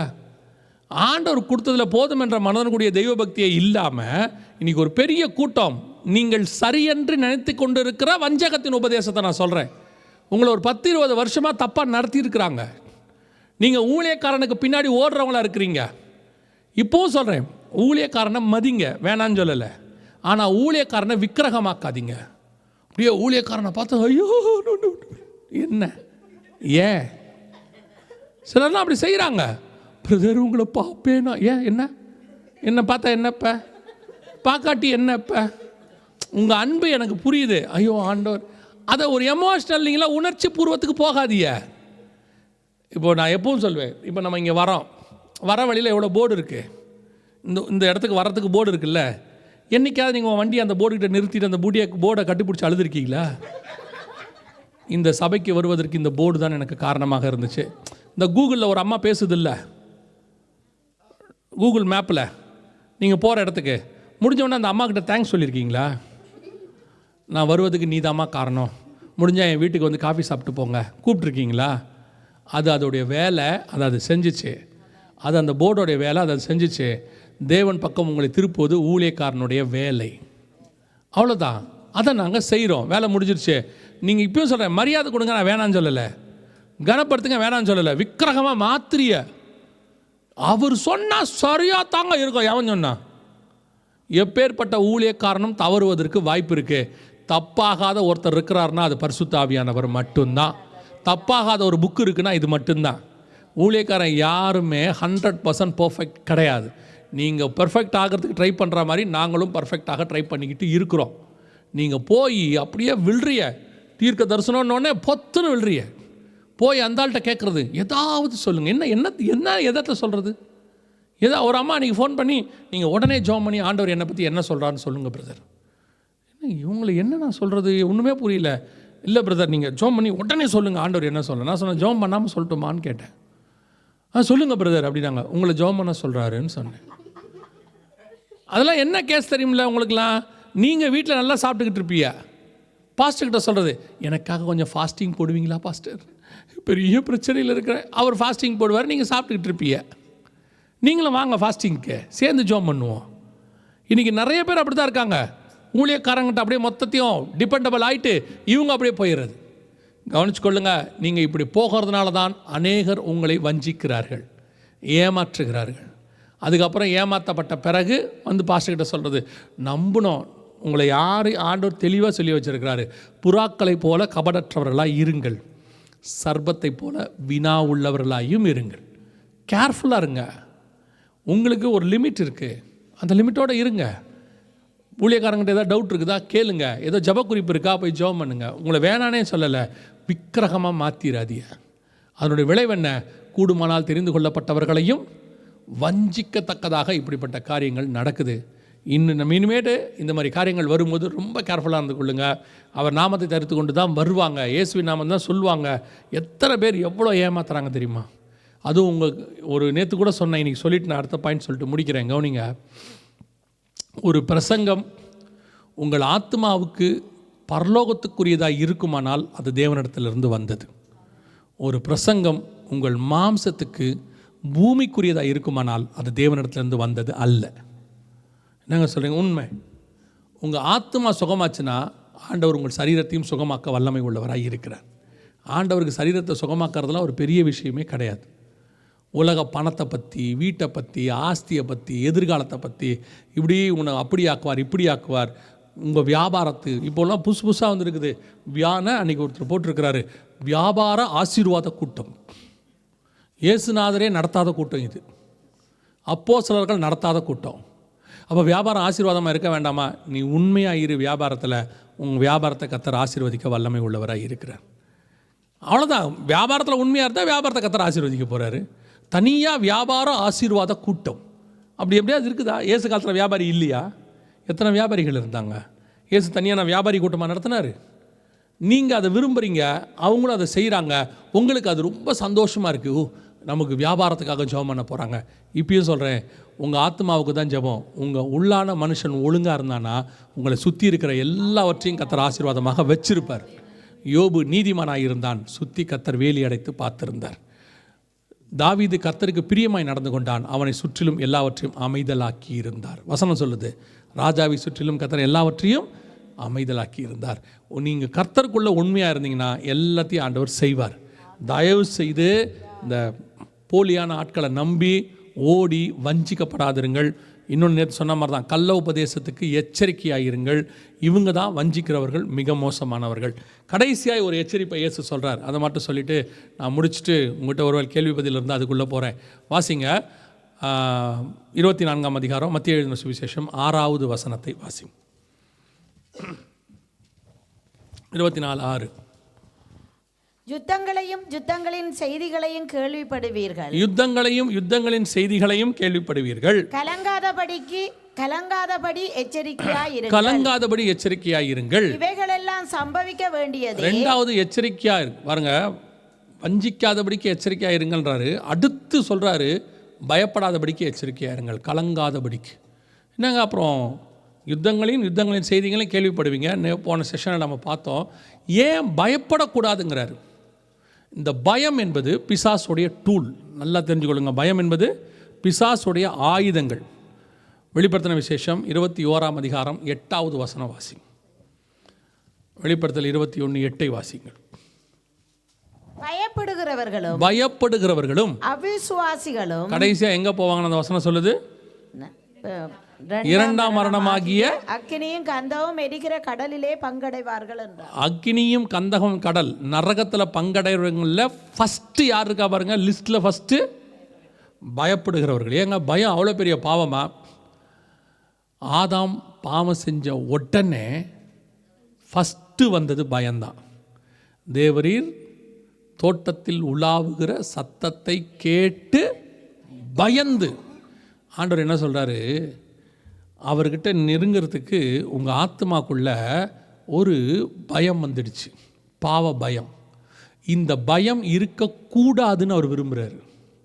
இந்த பயம் அவர்கிட்ட உங்களுக்குள்ளேயே இருக்கக்கூடாது. அதனால தான் அவர் என்ன பண்ணுறாராம், இரத்தத்தினாலே தைரியம் உண்டாக்குறாராம்.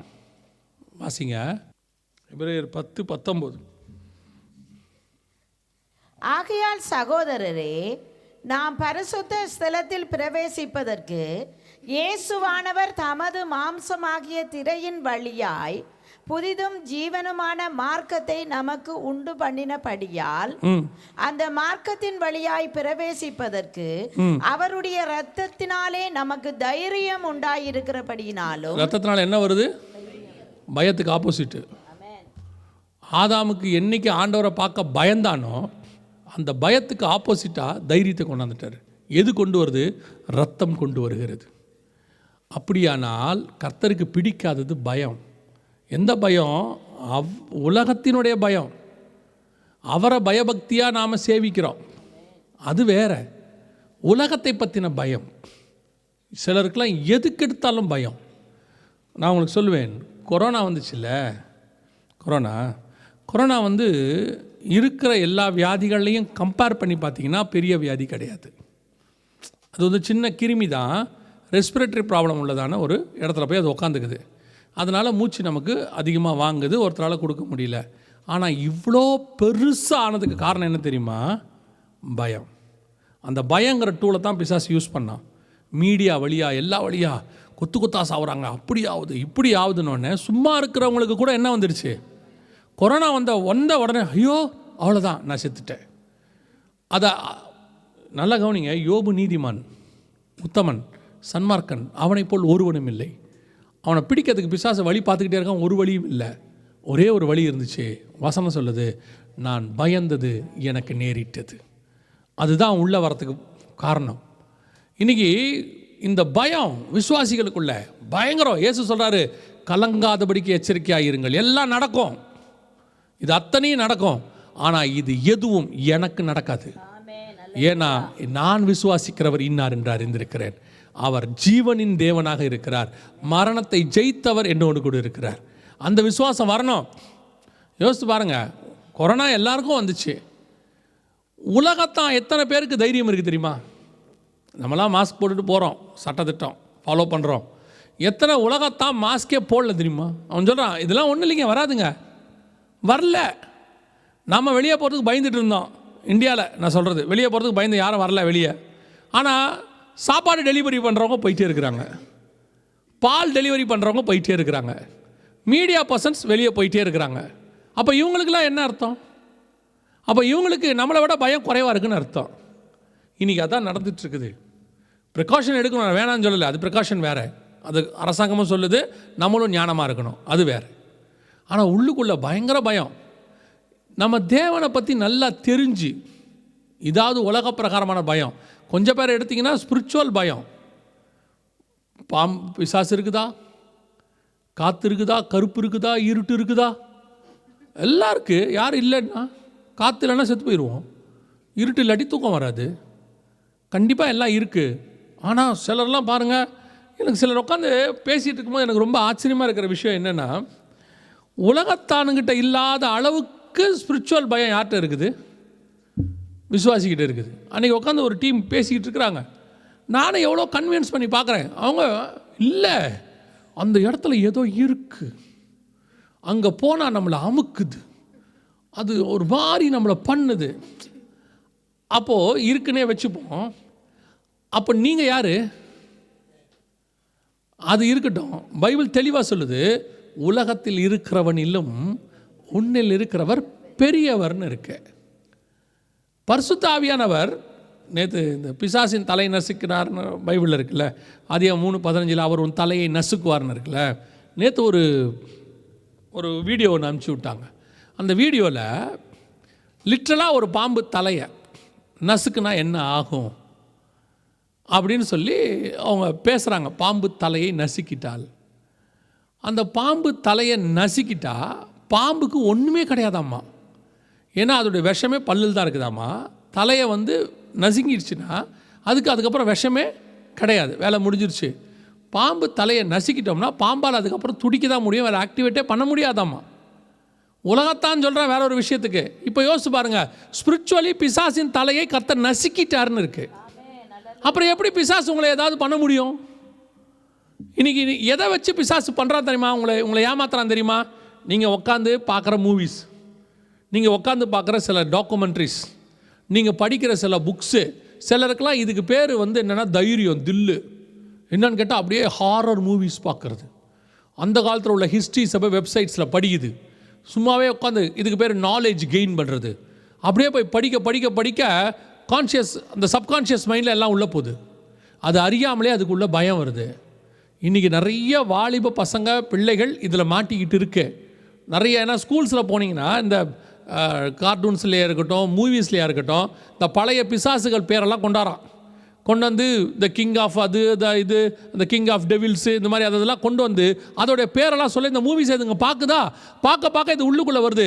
ஒரு தடவை இதுக்குள்ளே அதுங்களுக்கு அந்த பயத்தை உண்டாக்குது, ஆட்டோமேட்டிக்காக உள்ளுக்குள்ளே அது வந்துடுது.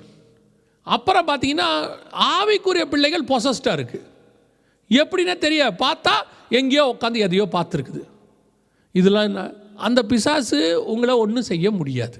நீங்கள் ஏன் தேடி பிடிச்சி அதை படிப்பீங்க? அந்த நாலேஜ் உங்களுக்கு எதுக்கு? சபைக்கு எழுதும்போது ஆண்டவர் தெளிவாக எழுதுகிறாரு, சாத்தானின் ஆழங்கள் என்று சொல்லுகிறவரையில் நீங்கள் அறிந்து கொள்ளாமலும். தியேத்தரா சபைக்கு எழுதும்போது ஒரு வார்த்தை ஆண்டவர் சொல்கிறார் பாருங்க. வெளிப்படுத்தின விசேஷம் 2ஆம் அதிகாரம் 24வது வசனம் வாசிங்க. தியத்தீராவிலே இந்த போதகத்தை பற்றி கொள்ளாமலும் சாத்தானுடைய ஆழங்கள் என்று அவர்கள் சொல்லுகிறார்களே, அந்த ஆழங்களை அறிந்து கொள்ளாமலும் இருக்கிற மற்றவர்களாகிய உங்களுக்கு நான் சொல்லுகிறதாவது, உங்கள் மேல் வேறொரு பாரத்தையும் சுமத்த மாட்டேன். இன்னைக்கு பாஷையில் சொல்லணும்னா, இந்த மாதிரி வெப்சைட்ஸுக்கு போகாதவங்களுக்கு, இந்த மாதிரி காரியங்களை படிக்காதவங்களுக்கு, இதை தெரிஞ்சிக்காமல் இருக்கிறவங்களுக்குன்னு ஆண்டவர் சொல்கிறார். சாத்தானுடைய ஆழங்கள் என்று சொல்லுகிற மற்றவர்களாகிய உங்களுக்கு நான் சொல்லுகிறதாவது, அறிந்து கொள்ளாமலும் இருக்கிற. இதை தெரிஞ்சுக்காதீங்கன்ற ஆண்டவர். ஏன் தெரிஞ்சுக்காதீங்க அப்படின்னா, நிறைய பேருக்கு இந்த மாதிரி விஷயங்களை தெரிஞ்சுக்கிறதுல ஆர்வம், ஆனால் ஸ்பிரிச்சுவல் பர்சன் தான். அதை போய் பார்க்கறது, அது உள்ள என்ன இருக்குது, அந்த கிரீக் காடோடைய பேர் என்ன, அந்த அசிரியன் காடோட பேர் என்ன, இஜிப்சியன் புக் ஆஃப் டெத் என்ன, இப்படின்னு உள்ளே போய் போய் போய் பார்க்க அதோடு கூட இவங்க பேச ஆரம்பிக்கிறாங்க, அதோடு கூட பழக ஆரம்பிக்கிறாங்க, அதை பற்றின காரியங்களுக்கு இவங்க கீழ்ப்படிய ஆரம்பிக்கிறாங்க. அதில் எதையாவது ஒன்றை கிளிக் பண்ணுன்றான், மேலும் நீ தெரிஞ்சுக்கிறதுக்கு கிளிக் பண்ணு, அது இன்னும் உங்களை உள்ளே கூட்டிகிட்டே போகுது. பிள்ளைங்க உட்காந்து நைட்டெல்லாம் ஃபோன் பார்க்குது. இந்த அப்பா அம்மாவுக்கு அது என்ன பார்க்குதுன்னு வேற தெரிய மாட்டேங்குது. கேட்டால் ப்ரைவசி. இந்த சாத்தானுடைய ஆழங்கள் இப்பொழுது அநேக பிள்ளைகளை பிடிச்சி வச்சிருக்கு. ரொம்ப கேர்ஃபுல்லாக இருந்து கொள்ளுங்க. இது ஒரு பீரியடில் படிக்கும் போது தைரியமாக படிக்கிற மாதிரி இருக்கும், ஒரு பீரியடில் அதுக்கு நீங்கள் பயப்பட ஆரம்பிப்பீங்க. நீங்கள் பயப்பட ஆரம்பிச்சிங்கன்னா அந்த பிசாசு உங்ககிட்ட வந்துடும். எதுக்கு அன்வான்ட் காரியங்களை போய் மாட்டுவீங்க? இப்போ யோசிச்சு பாருங்கள், நீங்கள் நல்லா ஹெல்த்தியாக இருக்கிறீங்க, எவனுக்கோ ஒருத்தனுக்கு தும்மல் வருது, ஸ்னீசிங் இருக்குது, அவன் பக்கத்தில் போய் உட்காரக்கூடாதுன்னு உங்களுக்கு தோணுதா இல்லையா? என் பாடி ஸ்ட்ராங், யார் தும்முனாலும் எனக்கு ஒன்றும் ஆகாது, போய் உட்காந்து பாருங்கள். ஒருத்தனுக்கு வைரல் ஃபீவர் இருக்குது, அவன் பக்கத்தில் உட்காரக்கூடாதுன்னு உங்களுக்கு தோணுதில்ல? நான் நல்லா சாப்பிட்றேன், நல்லா ஸ்ட்ராங்காக இருக்கேன், எனக்கு எதுவுமே வராது, உட்காந்து பாருங்கள். கொரோனாவில் தெரியுதில்ல குவாரண்டைன் எதுக்கு பண்ணணும் எதுக்கு பண்ணக்கூடாதுன்னு தெரிஞ்சிச்சு இல்லை? அதே மாதிரி ஸ்பிரிச்சுவலியும் குவாரண்டைன் பண்ண தெரியணும். இன்றைக்கி ஸ்பிரிச்சுவல் குவாரண்டைன் உங்களுக்கு பண்ண தெரியாமல் இந்த சாத்தானுடைய ஆழங்களுக்கு போய் ஒரு குரூப்பு படிக்க படிக்க படிக்க ஆரம்பத்தில் கொஞ்சம் எந்துவாக இருக்கும், படிக்கும் போது ஒரு த்ரில்லிங்காக இருக்கும், ஒரு பீரியடில் உள்ளே போய் மாட்டிக்கிறீங்க, இந்த பயம் உங்களை பிடிச்சி ஆட்டுது. அதுக்கப்புறம் இது நடக்குமா? நடுவில் கூட ஒரு கேம் ஒன்று வந்துச்சு, ப்ளூ வேல்னா, அப்படிதானே? கடைசியில் அந்த பிள்ளைங்க சூசைட் பண்ணி செத்து போச்சு. கடைசி டாஸ்க். எத்தனை பிள்ளைங்க பயந்து போய் செத்து போச்சு தெரியுமா? ஏன்? இதுதான் நான் உங்களுக்கு சொல்ல வரேன். பைபிள் சொல்லக்கூடிய மிக முக்கியமான விஷயம், எதை கொண்டும் கலங்காதிருங்கள். அதாவது பாட்டு நடந்துட்டு போட்டோம், நீங்கள் அதுக்குள்ளெல்லாம் போகாதீங்க, நமக்கு அது தேவையில்லை. இந்த பைபிளை படிக்க வேண்டியதுன்னு எவ்வளோ இருக்குது தெரியுமா? பைபிள் ஹிஸ்ட்ரியே நீங்கள் ஸ்பிரிச்சுவலாக தியானிக்கிறது ரெண்டாவது இருக்கட்டும், இந்த பைபிளில் உள்ள ஹிஸ்ட்ரிஸை படித்து முடிச்சிட்டிங்களா, இது ஒரு நாளும் உங்களை தீமைக்கு நேராக நடத்தாது, இது உங்களை நன்மைக்கு நேராக தான் நடத்தும். இதை படிக்கிறதுக்கு உங்களுக்கு இன்ட்ரெஸ்ட் வர மாட்டேது. இதை விட இன்ட்ரெஸ்டிங்கான புக்கு உலகத்திலே கிடையாது. எவ்வளோ ஹிஸ்ட்ரிஸ், மோர் தென் 6000 years ஹிஸ்ட்ரி இது உள்ளே இருக்குது. இது நீங்கள் 4000 years ஹிஸ்ட்ரியாக இருக்குது, 2000 ஹிஸ்ட்ரி ப்ராஃபஸியாக இருக்குது. நீங்கள் படிக்கலாமே. இன்றைக்கி ஒரு பெரிய கூட்டம் வஞ்சிக்கப்படுகிறது. இந்த மாதிரி எந்துவான காரியங்கள் த்ரில்லிங்காக இருக்குது, அதை பார்க்குறாங்க, இதை பார்க்குறாங்க. அவனுங்களும் மீடியாவில் அவன் என்ன செய்வான்? ஒன்றும் செய்ய மாட்டான். மீடியாவில் கொண்டு வரது எல்லாமே டெவிலிஷாக தான் இருக்கும். ஏன்? மீடியா டெவில்து, அவன் அப்படி தான் யூஸ் பண்ணுவான். அது என்ன காட்லியாவாக இருக்க போகுது? ஒன்று வெளியரங்கமான டெவிலிஷாக இருக்கும், இல்லை மறைமுகமான டெவிலிஷாக இருக்கும். மறைமுகமான பாவமாக இருக்க போது, இல்லை வெளியரங்கமான பாவம் இருக்க போகுது. அதை போய் உட்காந்து பார்த்து அது உள்ளே போய் ஆண்டவர் சொல்கிறார், கலங்காதபடிக்கு எச்சரிக்கையாயிருங்கள். இதெல்லாம் சம்பவிக்க வேண்டியது தான். வேர்ல்டு என்ன வேணால் செஞ்சுட்டு போட்டோம், நமக்கு அங்கே போக வேண்டாம். பயத்துக்குள்ளே போயிடாதீங்க. அதே மாதிரி அடுத்து நான் சொன்னது தான், நியூக்ளியர் வார் வருது, இன்னும் மேக்ஸிமம் 26 ஆரம்பிச்சிடும். என்னுடைய கணக்குக்கு நான் சொல்கிறேன், ப்ராஃபஸி இல்லை, கணக்குக்கு நான் சொல்கிறேன், 26 ஆரம்பிக்க நிறைய வாய்ப்பு இருக்குது. அப்படி ஒரு வேளை திருப்பி நான் இங்கே வரேன்னா வரமாட்டேன்னு தெரியாது, ஆனால் சபைக்கு சொல்லிட்டு போகிறேன், மஸ்ட் பி வெரி கேர்ஃபுல். பயந்தீங்க அது உங்களுக்கு நடக்கும். உங்களுக்கு நீங்கள் சொல்கிறது எல்லாமே நல்லா தான் சொல்கிறீங்க. அந்த சங்கீதம் ஒன்று இருக்குதுல்ல, 91ஆம் சங்கீதம், என்னது? உன்னதமானவருடைய மறைவில் இருக்கிறவன் சர்வ வல்லவருடைய நிழலில், எல்லாம் சொல்கிறீங்க, எல்லாம் தெளிவாக தான் சொல்லுது. பகலில் பறக்கும் அப்படின்னா என்ன? மிசைல். பகலில் பறக்கும் அம்பிற்கும், இரவில் நடமாடும் கொள்ளை நோய்க்கும். இதோ வந்துருச்சுல்ல இந்த மாதிரி பேண்டமிக்கு, இந்த மாதிரி காரியங்கள். இது எதுக்கும் நான் பயப்பட மாட்டேன், நீங்கள் தானே சொன்னீங்க. பைபிள் அப்படி தான் சொல்லுது, இதுக்கு நான் பயப்பட மாட்டேன். இது ஒரு அறிக்கை, ஜெப அறிக்கை. இதை டெய்லி சொல்லுங்கள், டெய்லி வாசிங்க. Psalms 91 டெய்லி வாசிங்க. இந்த காலகட்டத்துக்கு அது ரொம்ப அவசியம். டெய்லி நைட்டு படுக்க போகும்போது பிள்ளைகளை வாசிக்க சொல்லுங்கள், வாய் விட்டு வாசிக்க சொல்லுங்கள். சும்மா அப்படி பார்த்துட்டு படுக்க வேணாம்னு சொல்லுங்கள். நம்ம பிள்ளைகளை பார்த்துக்கிட்டே இருக்கும், மைண்டு வேறு எங்கேயாவது இருக்கும், பைபிளை பார்த்துக்கிட்டே இருக்கும். வேறு வேலையில் இந்த அம்மா டெய்லி சொல்லுது, இதுக்கு நிமிஷம் ஆமேன் அப்படின்ட்டு வச்சிரும். டெய்லி Psalms 91 பிள்ளைகளை வாசிக்க சொல்லுங்கள், வாய் விட்டு. மிஞ்சி போச்சுன்னா 5 minutes ஆகும். ஆனால் ஒன்று, அந்த வசனம் உங்களுக்குள்ளே கிரியை செய்யும். ரெண்டாவது, தயவு செய்து வீட்டில் குடும்ப ஜெபம் ஆரம்பிங்கள். ஒரு 1/2 மணி நேரமாவது ஆண்டவருக்கு கொடுங்க டைம். இல்லைன்னா ரொம்ப கஷ்டம். வருகிற காலங்கள் ரொம்ப மோசம். மொபைல் காப்பாற்றாது. ஏதோ நியூக்ளியர் வார் ஸ்டார்ட் பண்ணிட்டானா சேட்டலைட் வேலை செய்யாது. கொஞ்ச நாளைக்கு சேட்டலைட் இதாக்க போகுது. 2030 ISS கீழே வரணும். ஏன்னா அதோட டைம் முடிஞ்சிருச்சுங்கிறான். அது வந்து பெசிஃபிக்கில் விழப்போகுதுன்னு சொல்கிறான். நியூ சேட்டலைட் லான்ச் பண்ணணுன்றான். கொஞ்ச நாளைக்கு அது வேலை செய்யாது. அப்படி தான் இருக்குது. பைபிள்லே இருக்குது, கொஞ்ச காலம் கர்த்தர் காற்றை பிடிக்கிறாருன்னு. எல்லாம் பைபிளில் உள்ள காரியங்கள்லாம் நடக்க போகுது. ஸோ மொபைல் காப்பாற்றாது, எதுவும் காப்பாற்றாது. காப்பாற்ற போகிறது கர்த்தர் ஒருவர் மட்டும்தான். ஸோ தயவு செய்து ஆண்டவரை உறுதியாக பிடிச்சிக்கொள்ளுங்க. காலம் மிக சமீபம், வஞ்சிக்கிற காலம் வந்து விட்டது. இனி காலம் செல்லாது. ஆண்டவர் வரப்போகிறார். நாம் ஒரு சின்ன ஜெபம் பண்ண போகிறோம் எல்லாரும். சரியா? நான் ஒரே ஒரு ஜெபம் பண்ண போகிறோம். எல்லா குடும்பங்களுக்காக ஜெபம் பண்ணுவோம். உங்களுக்காக, உங்கள் பிள்ளைகளுக்காக. நோவா தன் குடும்பத்தை ரட்சிக்கும்படி ஒரு பேழையை உண்டு பண்ணினான். எல்லாம் ஜெபம் பண்ணுவோம். எல்லாம் உங்கள் குடும்பத்துக்காக ஜெபம் பண்ணுங்க.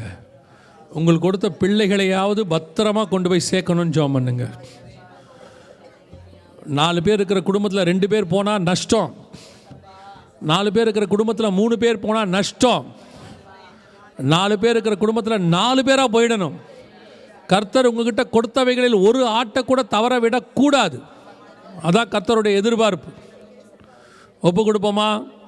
ரட்சிக்கப்படாத கணவன், ரட்சிக்கப்படாத மனைவி, ரட்சிக்கப்படாத பெற்றோர், ரட்சிக்கப்படாத பிள்ளைகள் இருந்தால் ஜெபம் பண்ணுங்க. இப்போ ஆண்டவரே, நாங்கள் முழு குடும்பமாக உம்மை ஏற்றுக்கொள்ளணும். ஆண்டவரே, உடைய ரத்தத்தாலே எங்கள் முழு குடும்பத்தையும் வேலி அடைச்சி பாதுகாத்து கொள்ளுங்கப்பா. ஒப்பு கொடுப்போமா? Thank you Jesus. நன்றி ஆவியானவரே, நன்றி ஆவியானவரே. கிருபையின் கரத்தில் தாழ்த்துகிறோம். நன்றி அப்பா, நன்றி ஆண்டவரே, நன்றி ஆவியானவரே, நன்றி ஆவியானவரே. சபையில் இருக்கிற ஒவ்வொரு குடும்பத்தையும் ஒப்பு கொடுக்கிறோம். ஆண்டவரே, சபைக்கு வந்தது பரலோகத்துக்கு போகிறதுக்கு தான் ஆண்டவரே, கைவிடப்படுவதற்கு அல்ல, கைவிடப்படுவதற்கு அல்ல.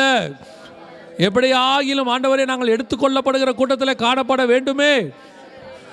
இந்த உலகமோ உலகத்துக்குண்டானவைகளோ எங்களை வஞ்சித்து விடாதபடி, பின்னோக்கி இழுத்து விடாதபடிக்கு தேவனாகிய கர்த்தர் வேலி அடைத்து பாதுகாத்துக் கொள்வீராக. ஹல்லேலூயா, ஹல்லேலூயா, ஹல்லேலூயா, ஹல்லேலூயா, ஹல்லேலூயா. இந்த குடும்பங்களுக்கு விரோதமாய் உருவாக்கப்படுகிற ஆயுதங்கள் எல்லாம் வாய்க்காதே போவதாக. எங்க பிள்ளைகளை பாவத்தில் தள்ள பார்க்கிற பிசாசின் கிரியைகள் நிர்மூலம் ஆவதாக. குடும்பத்தை பின்னோக்கி இழுக்க பார்க்கிற எல்லா காரியங்களும் இயேசுவின் நாமத்தில் நிர்மூலம் ஆவதாக. கர்த்தர் எங்கள் குடும்பங்களை வேலியடைத்து பாதுகாத்துக் கொள்வீராக. Thank you Jesus, thank you Jesus. Hallelujah. இயேசுவின் ரத்தத்துக்குள்ளே, இயேசுவின் ரத்தத்துக்குள்ளே முழு குடும்பம், முழு சபை இருப்பதாக. அப்பா, விதைக்கப்பட்ட வார்த்தைகள் எல்லாம் 100க்கு 100 பலன் கொடுப்பதாக. பிசாசானவன் இந்த வார்த்தைகளை பொறுக்கி போட்டு விடாதபடிக்கு, களைகளை விதைத்து விடாதபடிக்கு 100க்கு 100 பலன் கொடுக்க கர்த்தர் கிருபை தருவீராக. Thank you Lord. உடைய மகிமையுள்ள கரத்தில் எங்களை தாழ்த்துகிறோம். எங்கள் ஆண்டவர் இயேசு கிறிஸ்துவின் நாமத்தில் ஒப்பு கொடுத்து ஜெபிக்கிறோம். ஜீவனுள்ள நல்ல பிதாவே.